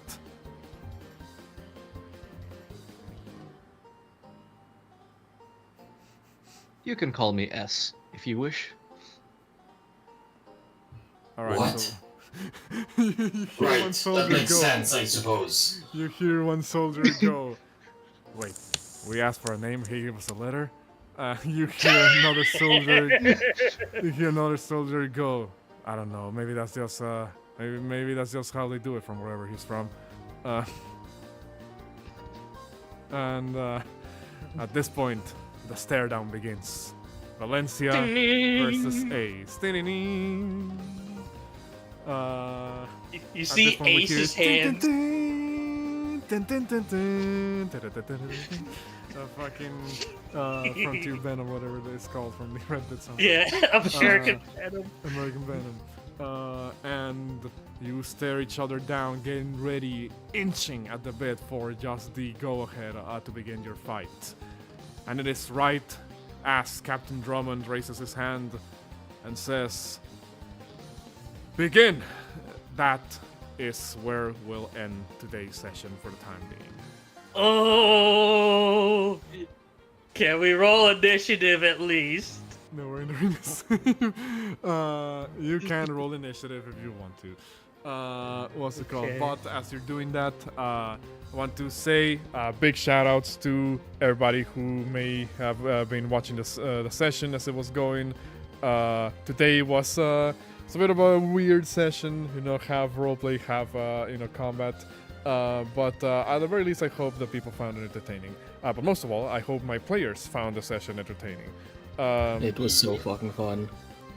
It was very fun. We got the tournament arc, and we also spent 2 hours talking to a grandma.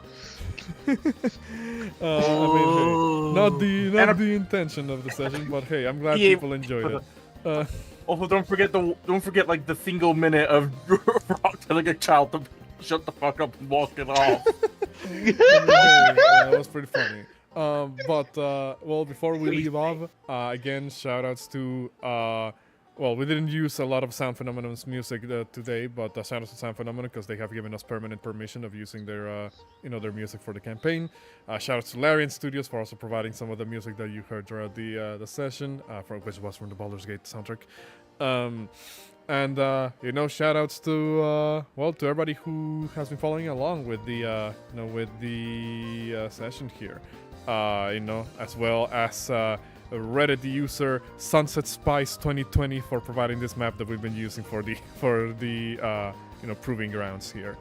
But with that, I think that'll be it for us today.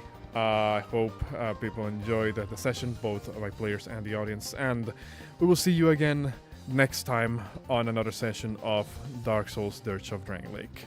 Everybody, say goodbye now. Take care. Goodbye. Bye. Take care, y'all. Can't wait for next week.